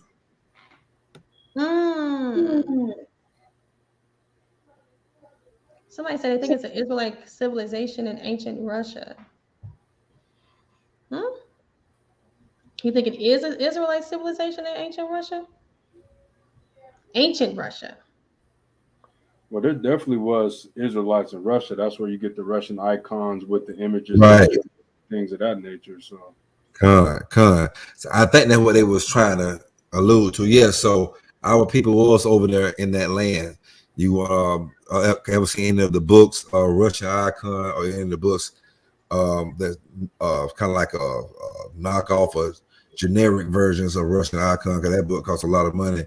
You will see the pictures of our people, black, afros, dreads, everything in there. That's what they said. Black Russian icons. Yeah, we were everywhere. We were in the whole world was melanated first. That's script. I mean, that's scientific that we were here first. They say blonde hair is about 1,000 years old. White people are only about, if you want to give them that, 6,000 or 7,000 years old. I don't give them that, but because they want to say that they came into the time of civilization, but that's not true. But Right. they're not very old. They came in after we did all this work. We did all the hard work, and they came in. They were able just to come in and just marry in. When you look, I was looking at the Minoans on their if you look at their pottery, the Minoans, and a lot of them were melanated people, but they had white women around, and they said that they were servants to them, but they said they were Egyptians too, and the Egyptians married all the Grecians, and so if you look at history, we just started to white ourselves out. That's just what happened. And they rule on, and that's why that's why I say that they're, and people may not like it, but that's essentially why they're in the land of Israel today, because and they have power all over the place because they just are offspring. They're just coming out of us. We keep having them, and they keep marrying out and creating, and people keep saying they are us. That is us. When does it stop? When you have that's what I want to ask. I get a chance to ask the real Hebrew. When you look at Drake's son, or you look at what's the other one? You look at these Hassan. Hassan. When you look at these, was it that they like to talk about Drake's son? They like to talk about that other guy with his son. When you think about these people, when does these people stop being black? Is the question I have. Because Drake had his son, and then people say his son is black. Okay, so when his son marries a white woman, is his son black too? When does it stop? So Right. that's going on. That's always been my question. I'm like, well, damn, because the boys gonna always go back to a white mama because they mamas is white. When you usually watch anybody that's mixed, all right. So let's say, for instance, the father is black, the mother is white, and they have a boy and a girl. The girl usually goes back to a black man. The boy usually goes to a white girl. Just watch it every time. That's usually how I go with it, what I'm saying, with us. So if the boy go back to a white girl, then he has a boy and a girl. Now that girl might go to a black guy, but that son he gonna go right back to a white woman. Is it keep getting white, keep getting white, keep getting white, keep getting white, keep getting, what I'm saying, whiter and whiter and whiter and whiter. The seed is you're cutting the dope. The dope is just getting cut and cut and cut. It's stepped on. Now it ain't worth nothing. Exactly. Message. Yeah, and you're right. And the thing is that, and this is what it's all about. If you have a mixed race child, you have to tell that child to marry black in. You know what I'm saying? You have a son that's mixed, he has to marry a black woman. If it's a daughter that's mixed, marry a black man, because that's how you correct it. And about a third generation is when it's corrected. So, and that's what people have to do, but that's not what they're teaching. They're teaching that you can it doesn't matter. You're just a seed of your father. And that's what the problem has become. And that's why we're starting to see more of these people that don't look like us in our land. Okay. Because they're going to tell you that I'm Yehuda. Okay. and what you gonna do about it? So, because they're the seed of their father, because that's what they teaching. Okay, that's what you teaching. So, but yeah, I had a good time. I don't want to hold people too long. If anybody got anything else they want to say to me, I'm here right now. I'm not afraid to. You can ask me anything. It's nothing offensive, because how would you know the answer if you don't ask? I can't be offended if you doubt something that I say. And if I don't know, then I don't know. And I'll tell you I don't know. But my thing is that I just want the information to get out, because we have been told lies, and we have inherited so many lies. And it may not feel good what I got to say, but when you look it up, you're gonna be like, she right. She's right. I can't believe it. I can't believe when I heard, I was like, what? But it's true. So Okay. Okay. Unless Don Yehuda, you got some more questions, Don Yehuda, I'm all out. No, we can close out. Actually, I just wanted to say thank you for coming on the platform, sis. You blessed the platform tonight with some good information. I'm gonna definitely touch base with you after this show because there was some subject matter that I would like to get some information on as far as Israel and the Israelites being the offspring of the mix. So I definitely like to touch base. Oh. And you definitely got to touch base with me, and I probably have to do a presentation on that because you can't just touch on that. You have to teach. That'll be another great hot. That'll be another controversial and deep biblical breakdown show. Y'all heard it right here. The next one that coming from the Queen. Oh man, it's Israelites, a mixed seed. Well, I'm gonna spice up the title. I'm having real spice. They'll be like, "What the hell?" You gotta look it up because when you look at the scripture, then you can start with the blue letter. This is what you can do. This is your homework. Put Israelite in the blue letter.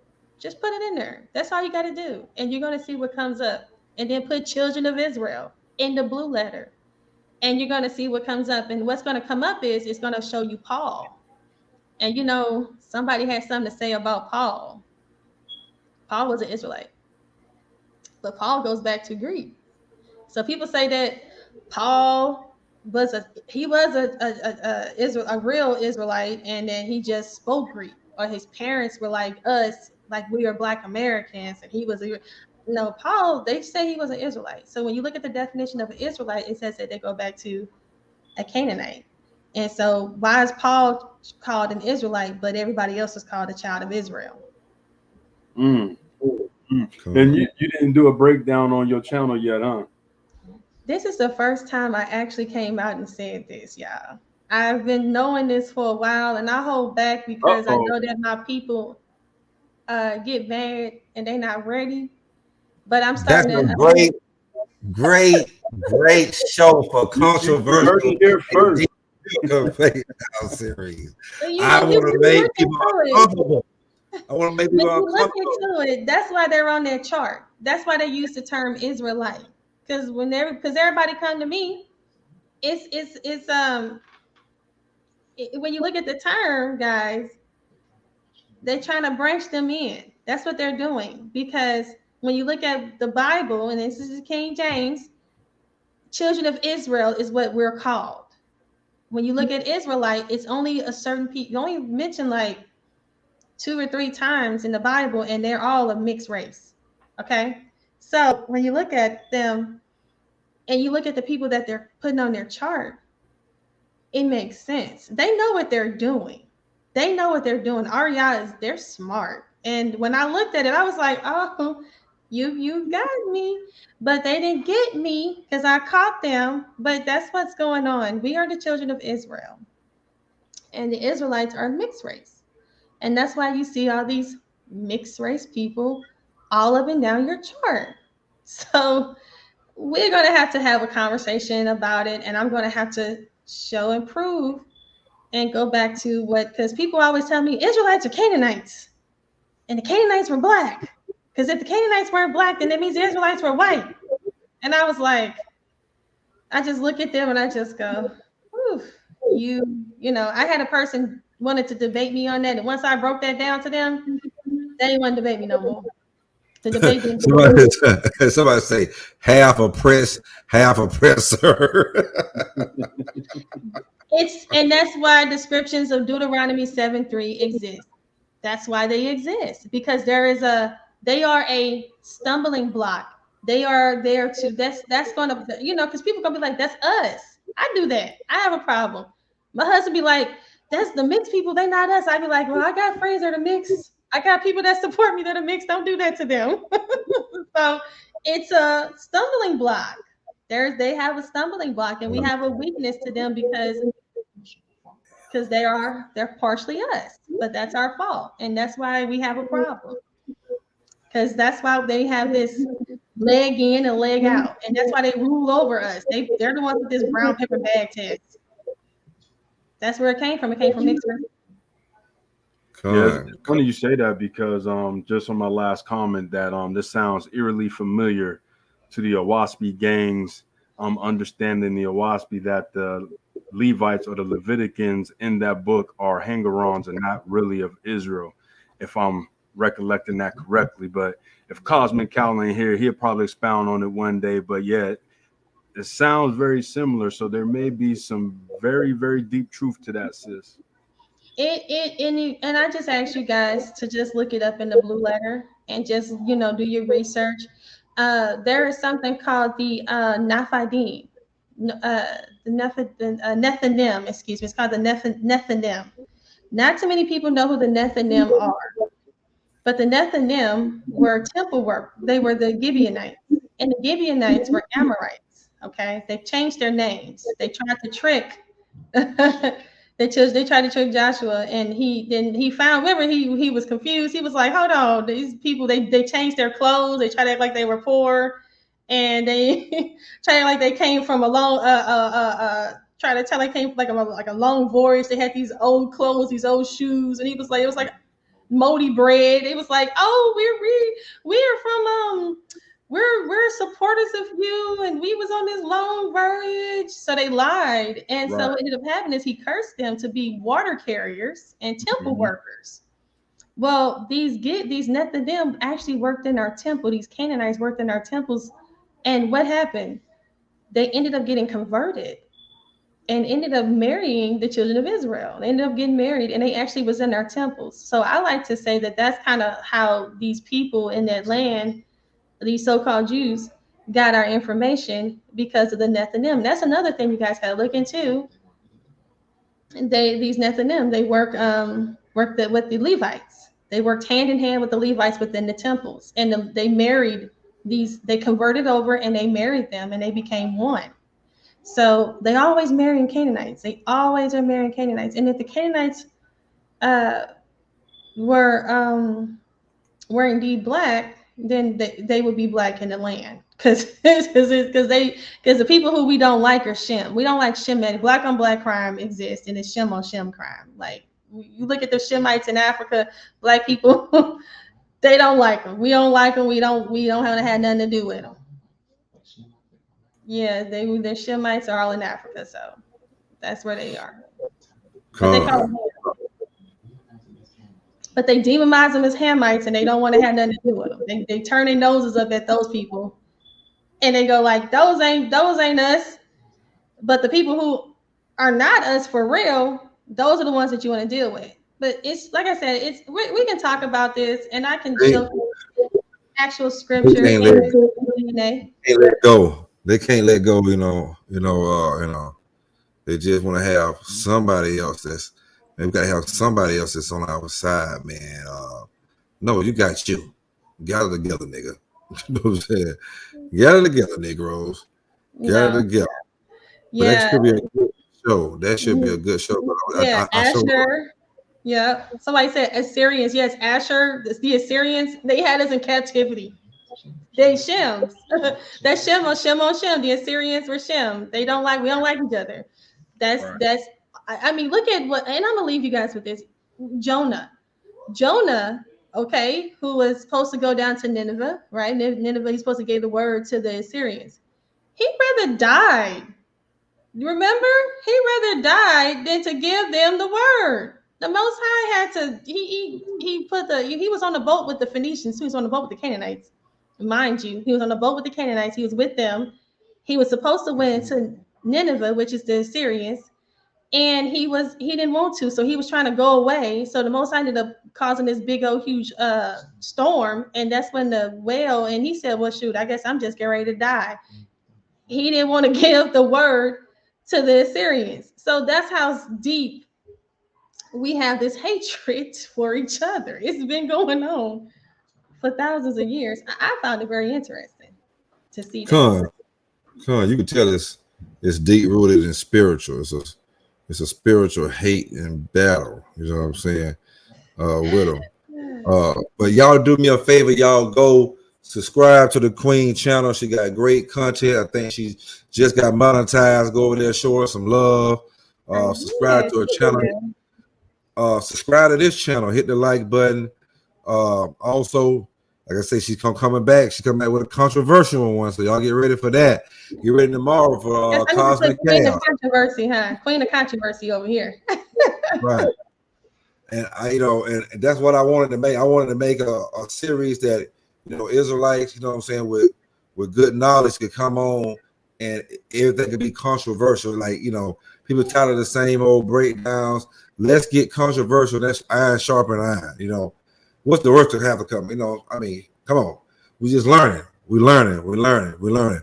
Well, thank you, Queen. You did a hell of a job. Once again, controversial deep biblical breakdown series, Queen Naphtali, the book of Enoch, Jubilees, Jasher, and Atlantis. It was a hell of a show, Queen. Can't wait to have you back on here. Right. She's going to be tuning in. Tune in this Saturday too, morning, episode 25 of the Scoring Black Man podcast series, Pimps, Hoes, and UFOs. And the Queen gonna talk about a little UFOs. She's gonna come on and talk about a little UFOs with us. So y'all tune in Saturday morning. Saturday noon East Coast time, 9 o'clock West Coast time, AM in the morning. So check us out. Vocab Malone's dating sites. Okay. Yeah. But he was talking about the mixed people. Like he said he could go to both Vocab Malone dating sites. Oh my God. Oh, Azrael, I missed your comment. I'm so sorry. Tartaria. I don't know what Tartaria is. I'm gonna have to look into that for you. And when I come back, I'll let you know. I do apologize. I don't know what Tartaria is. I'm about to look into that. We'll have that for you next time. Y'all hit that subscribe button, hit that like button, hit the notification bell, go to Queen channel, hit that subscribe button, go to Brother Don Yehuda and Brother Dazak. Man, they're gonna be doing some great shorts for y'all. We're gonna build up their channel. Hey, I just hit 500 subscribers last Wednesday. Just got my community tab today. It's time to hit 1,000. It's time to hit 1,000. It'll be 1,000 in 2 months. But that's right. Let's do it. Let's grow together. Hello, Tracy. I got some people over here from my channel. So yeah, subscribe to my brother's channel if you guys are from me. Subscribe to my brother's channel. Don't let the name fool you. He's not a scoring black man against the women though. Okay. No, I'm scoring this all the way like the society. I'm tired of America. I'm ready to go. America has ruined our people. Hopefully we can get it all together. We got a group right now, that we can, build upon each other and help uplift each other. But until next time, peace and have grease. Shalom, family.